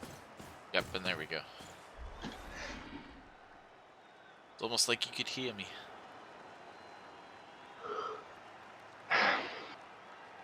Coaching happening live. Really good positioning of guard there as well. Ooh, why did he take a Why was that GFI? What? He chose to move in extra space there that I don't really see why. Actually might get punished here. now it's a 3+ pickup because king couldn't get the knockdown. Yeah, I think that was always going to be a risk, but you know, you were still going to be getting like a 1 in 9 pickup with your reroll. Yeah. Like, I don't know.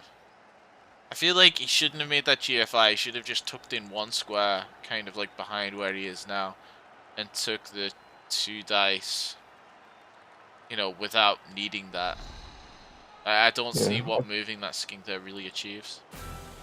Well, I mean, I don't know if you can get, say, he will deserve it, but I think it would be like fair if the pickup failed right here after Morgan being like doomed by a couple of ones there, and Yeah.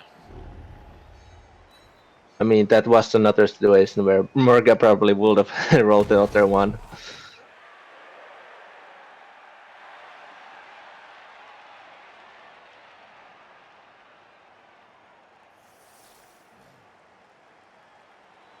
Yeah.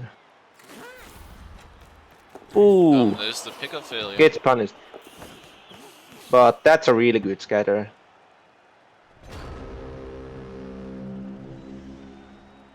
Although he can make his way there, Morgan.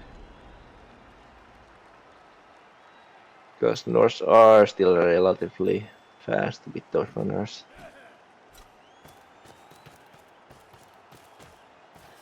Yeah, I think we're going to be seeing the full effect of that Croc's being stunned last time. He's got 1 block, and he's going to be able to free up another 2 of his guys back here to actually come around and, you know, bring them down into the fight and turn this into a little bit of a scrum. Having said that, though, again, Norse don't traditionally do well scrumming with lords. Yeah, if Morgan can get a good turn here, the game might still be on.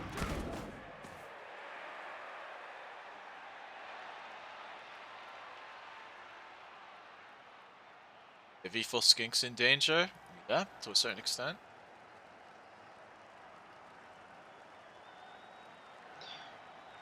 Could even get a 2-die potentially on the Achi Forest King would be quite huge if you can get it out. Oh yeah, he's looking to free up his guard. That's the good play, I think. Is he looking to free up his guard or free up his Mighty Blow tackle, dude? Yeah, we're freeing up the Mighty Blow tackle, dude. Alright. Fair enough. So now you get a Mighty Blow tackle hit on the Achi4, and this is really scary for Gemini.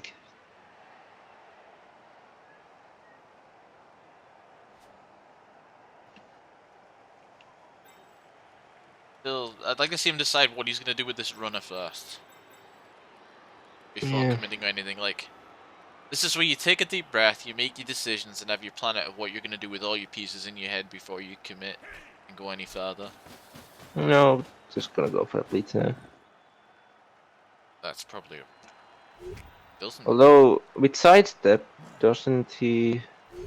It's a 1-die now, yep. I guess he does have Frenzy. But yeah, it will be a 1-die. Push. Yeah, Step straight Marco really needed the removal here, I feel. Yeah.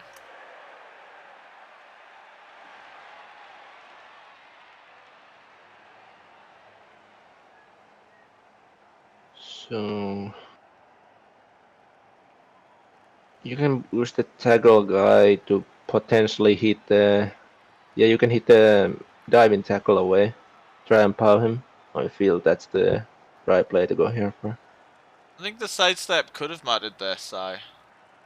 Because if he didn't have sidestep, you're pushing him, like, even though it's going to be into a 1-die, you're pushing your runner kind of like out onto the ball. Yep. Now you just need to trust on the power right here.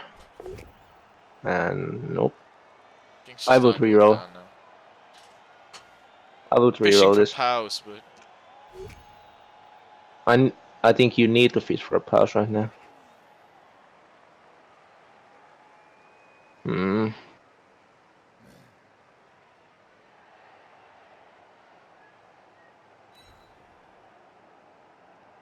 Alright.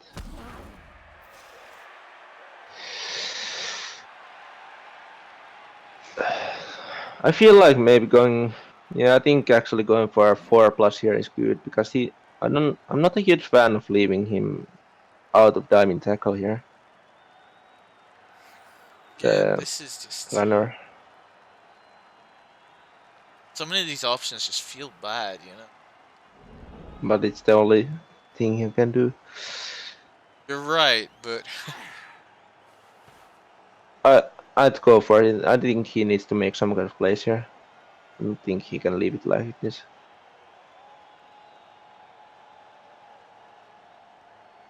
Because it's not that actually like dangerous of a play because you get 4+ with reroll 75% and then you get the pickup with the auto reroll from sure hands. So Still needs to decide what he's going to be doing with the runner, and he needs to at least try and stand this Yeti up first, though.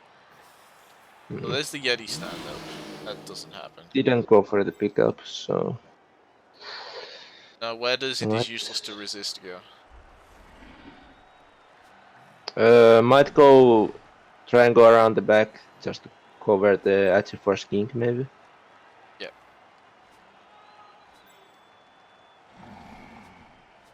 He can even can he? Not sure.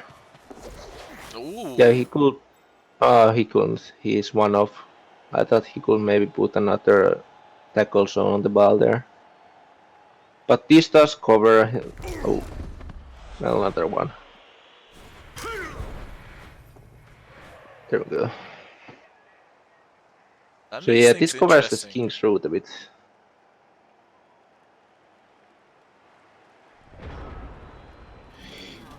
One play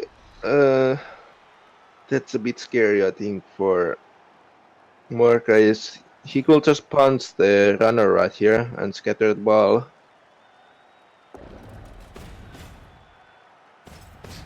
And if it's a good scatter, it will be a pretty easy score probably for Gemini here.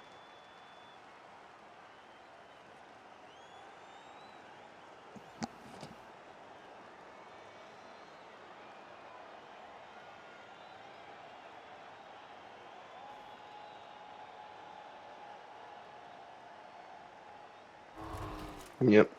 Oh, That's a reroll out. This is overtime format. Gemini Rick's only got like the one reroll left. If Market does something, man, and there you go. with that scatter, you know, reroll's completely worth it. Yep. That's the scatter I was talking about. Now you move the Saurus in a way that even if you fail these dodges, you're not that bad of a position. And then you go for the Achiforce King pickup, I think. Can he score this turn with that? Definitely. 2+, 2+. It's not that hard. Yeah, he's dodging out a tackle. I'd be tempted just to go with the to try and my Twitch chat overlay is right here, so I can't see the name. I'd be tempted to go with this skink here though.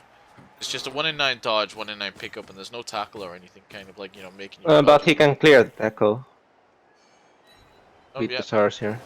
it's a good call. So now it's just a 2+, 2+, 2+. With two of them being with an auto reroll actually, so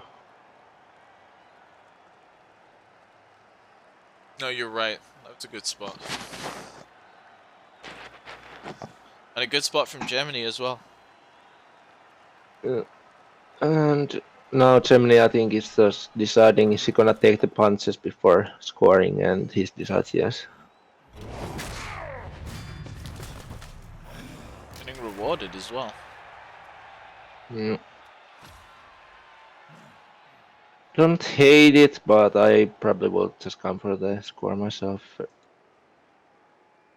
Not risking the potential double skulls.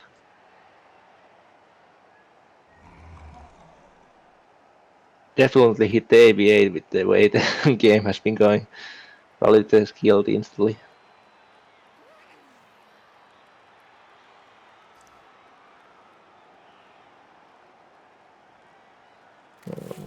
Okay, now it's gonna go.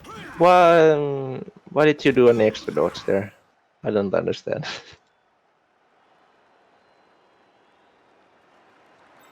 Oh, by hook or by crook, it's worked. Yeah. And that's Gemini Rick and his Lizards going 2-0 up. And, you know, what would always reasonably be the game-defining touchdown there. Yep.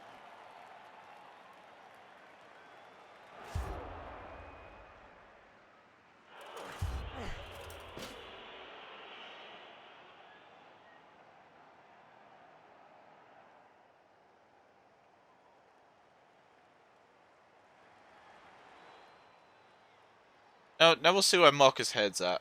Like, he could just go for another kind of quick score here and be like, right, okay, let's see if I can actually keep myself in the game. Score in 2 turns, give myself kind of 3 turns to get a turnover and score again. You know, and just play kind of like a high risk, high reward, kind of absolutely manic style of Blood Bowl that, you know, Marcus is known for. Or, you know, he could kind of cut his losses and say, okay, let's protect my guys, let's get some SPP where I can. Just try and get something positive out of the game. I think once you get here, you just use your fullest to try and win the game, even when it's looking desperate.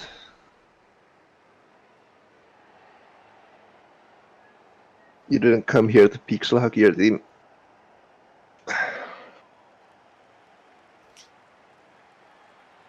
There's something I'd love to see happen, but I daren't say it.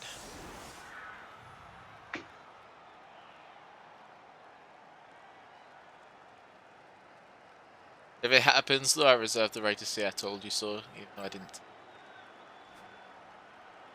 Yeah. Chaos have really been working on both sides. I don't think have Chaos been even once in a way that they will stayed out yet. Blitzer every time Nothing has game been defining, I don't think, so far. I don't remember any KO rolls being failed actually this game. Yeah.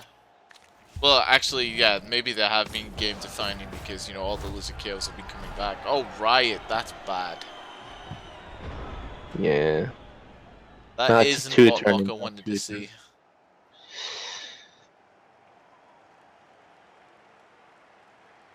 No, he really needs to hurry here.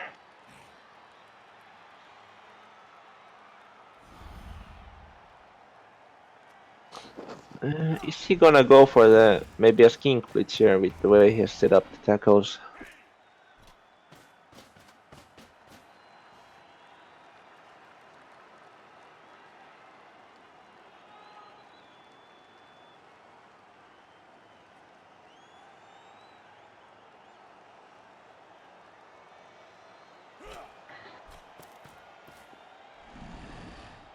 Yep, guard in there.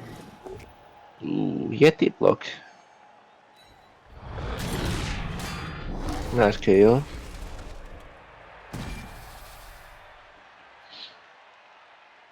Yep, it is, and I think the biggest part of that is if he does get the ball and chooses to dive down the right, you know, it's not going to be easy to dislodge the Yeti from there without committing, you know, another piece or two to kind of getting blocks. Yeah.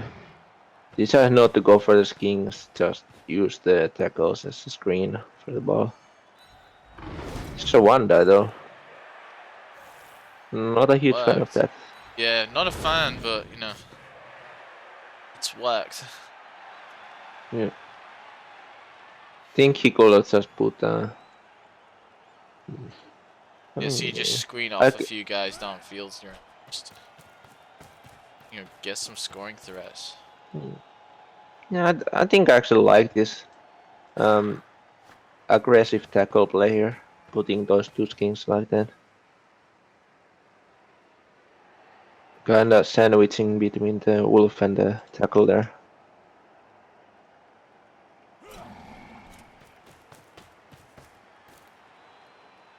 I think he sort of used the lineman there to just cover up more and not go based on the left. Yeah, I would have liked to see that lineman kind of like go down the field, like further towards kind of like search your feelings.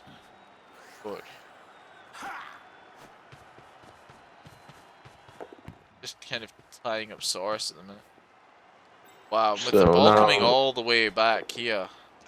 This is definitely an Elven thrower style play, right? Yeah.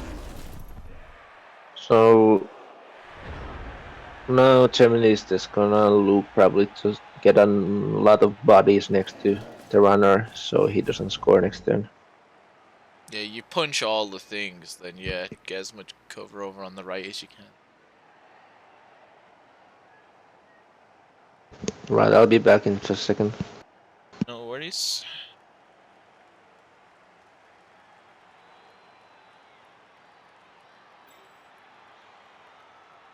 It's even a hell of a pass, isn't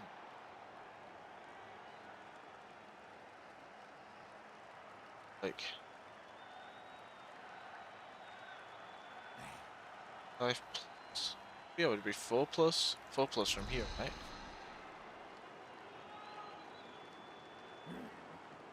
I don't have my passing tables on hand. It's 3-4-3 though, isn't it?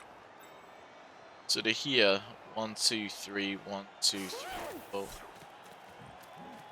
So this would be a 3 plus, that would be a 4 plus.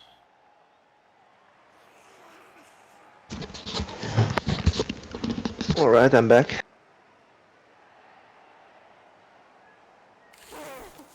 Yeah, Gemini's first action there is getting diving tackle on these two kind of scoring threats. Yep, smart play. Where the smart money is. That's big. Every block that he uses and doesn't get a POW here means that he's not able to commit as many guys over towards kind of, you know, putting pressure on the two scoring threats. Yeah.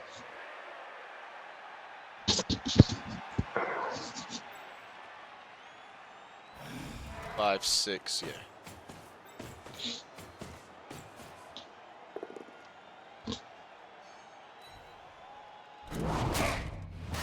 Big kill there. Mm. Is that AV7 Saurus as well? Again, KOing and getting removals on the Norse team. Almost as if having AV7 on this guy's giving some kind of hidden mighty blow. Yeti going down again and getting his armor broke. Stuns are almost as good as KOs from here. Yeah, the AV7 Saurus might be making a name for himself this playoffs, potentially.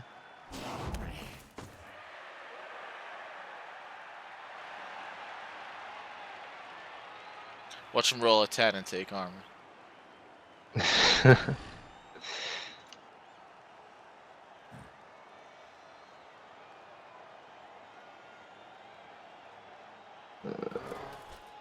Do you go for the Wolf or the Tackle Lineman with the Skink?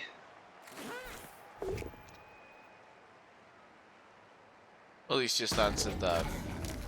I'd probably go for the tackle lineman. Me too. So, I mean, the left side will be open to go at, but the problem is you don't have enough time for that. You need to go for the runner play right now. Yeah, I think it's probably just a dodge out with the god guy, maybe? Kind of blitz down the skink. At least, although Yeah. mind you, you can sidestep. You know, if you don't get the power, you're kind of clogging up running lane. You need to put the guard there and then I think blitz through with the runner so you don't Yeah. risk the extra CFI. Well, that's an option, but like without kind of getting the skink off of him, like your catch is already ridiculously hard. You need, yeah, but you need to get the power there, and oh, I don't like this. You just wasted your blitz. Yeah, I feel like unless we're going for what Mark is known for, which is what I was alluding to earlier, like you don't have the time. No, you don't have any time here. No, I think Marcus taking this too slow now. He's gonna score turn 15. He will only have one turn to score back. Unless a riot happens.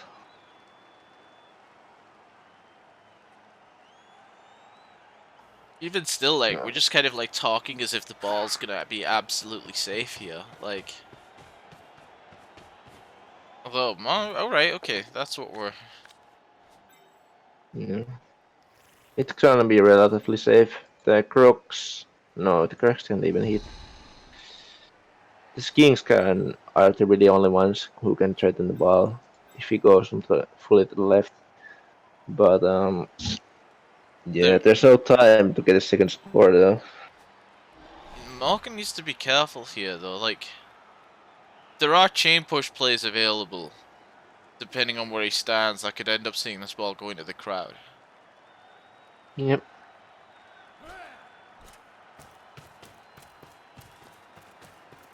Right, yeah, I thought he'd stand there.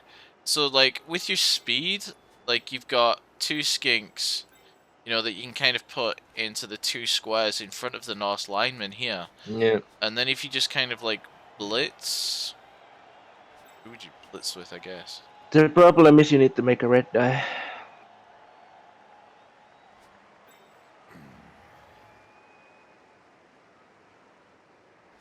Or make two get it. GFIs after clearing off the Ulf and then go with Donna Noble. Oh. 1, 2. Oh yeah, he can reach. Never mind. That's better then. Yeah, he doesn't even need to put two skinks then. He can just put one skink there and blitz with... Oh, well that blocks it off. So you need to use skink there.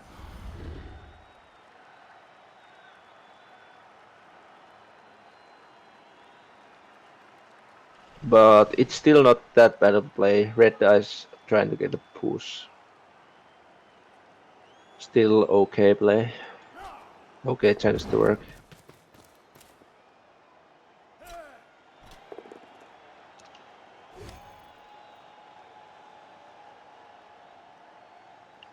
So it's the closer to the ball. Yep.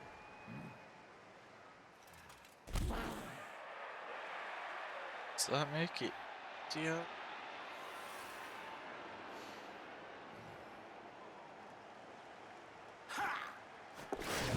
Ooh, don't try to damn tackle.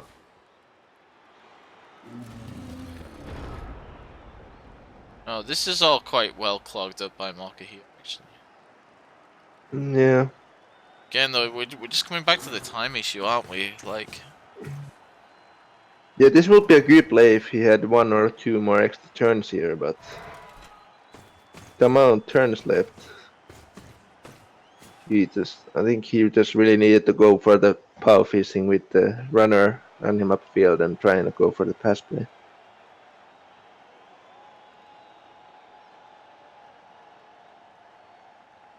Five plus dodge there with a reroll. We're talking like 55%. You should fairly expect that to happen fairly often.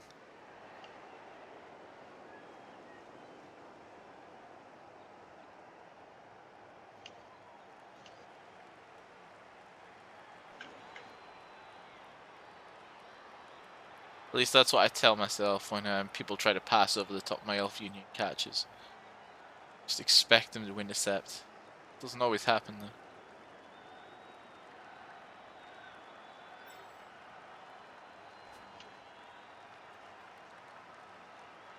But yeah, like, they're also going to be taking a ton of hits here again. And in a way, Gemini Rick doesn't even need to bother himself about stopping the score, as long as he can kind of, you know, secure the ball properly on his receiving part here. Yeah. Another KO. It's useless to resist. Kind of feels like the story of the game there, and just not in the way that Marco would, you know, want it to be. Yep.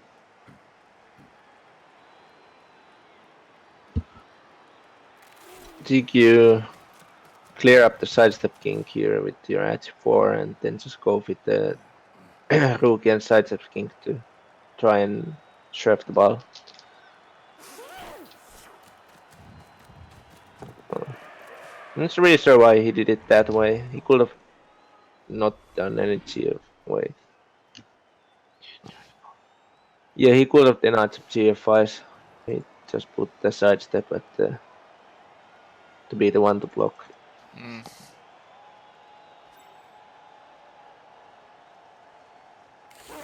Oh, he's gone for that 4. Oh wow, okay, we're going that way, and he gets it. That's huge, right there. Yeah.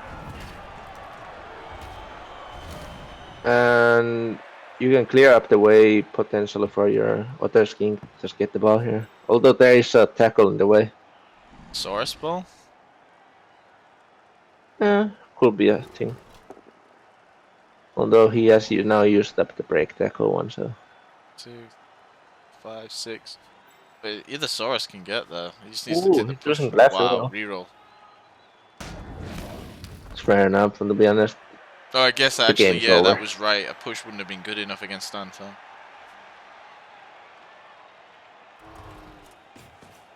Yeah. Oh, we're seeing it. Easy. Oh, Jesus. That just feels like a kick in the nuts just to round off the rest of this kind of like pain. What's agility anyway? Could be a level as well. I mean, good development here for Gemini Rick if this Saurus actually manages to score. Yep. 2 Saurus levels is no joke.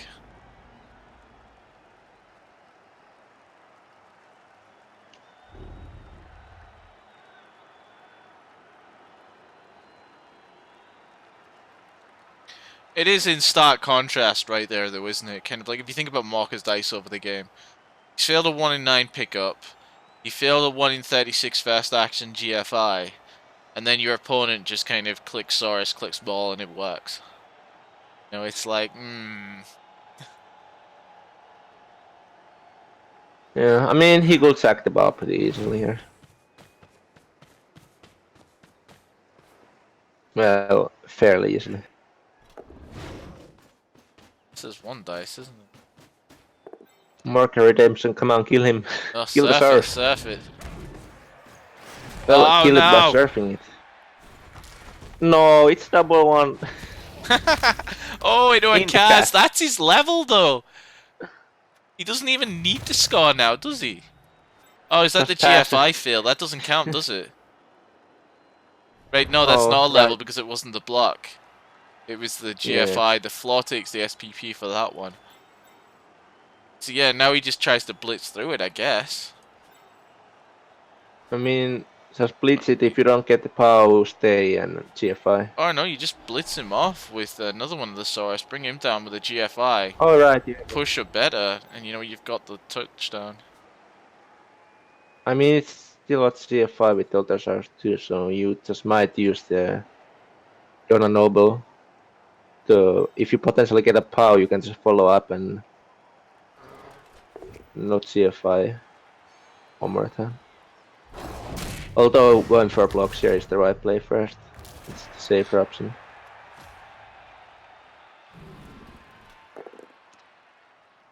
Damn, we're seeing all the hits here now. And all the armor Ooh, and breaks. dead. Oh, Jesus. You've only begun, Sue is dead. Feel like this Crosscar might level during these playoffs. Maybe this Lizard team's a bit of a sleeper. One to watch here, you know, with so many players so close to leveling, it could literally be a team that grows as playoffs go on. Yeah.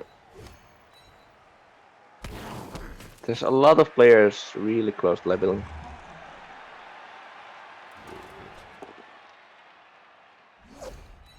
Okay, now just stay and do GFIs and So that's 2 GFIs to score.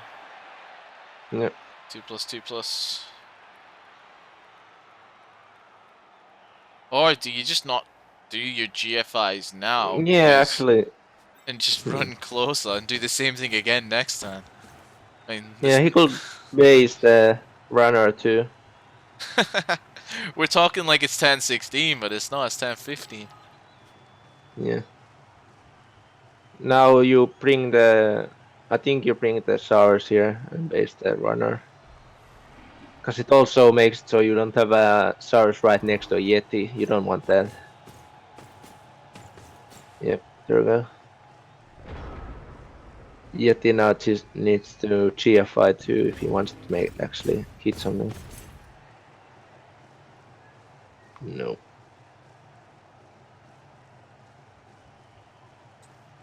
That's not potato. If I'm the judge, I'm calling that not potato because the ball's on a strength 4 piece, and the only thing that can blitz him is marked up. So for me, that's not a potato.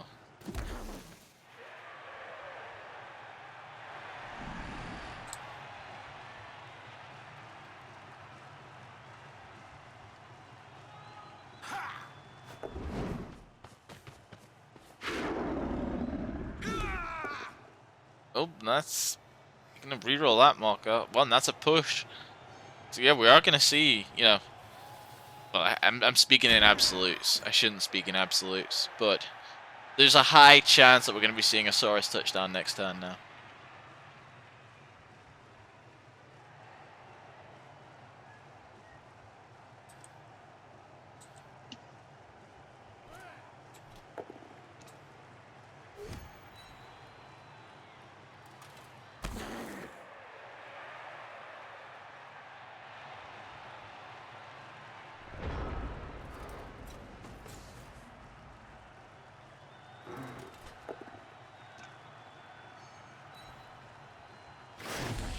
Thought he might have pushed that into the Crocs there. 3 dice with the Crocs? Yeah, I mean, I just checked, and technically the GFIs were better, but still, I don't hate the stall here. Hows! KOs! At least he's not dead.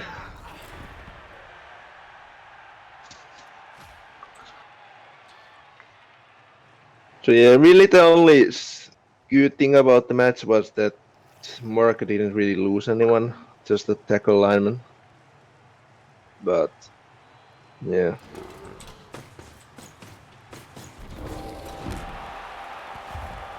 That's a game.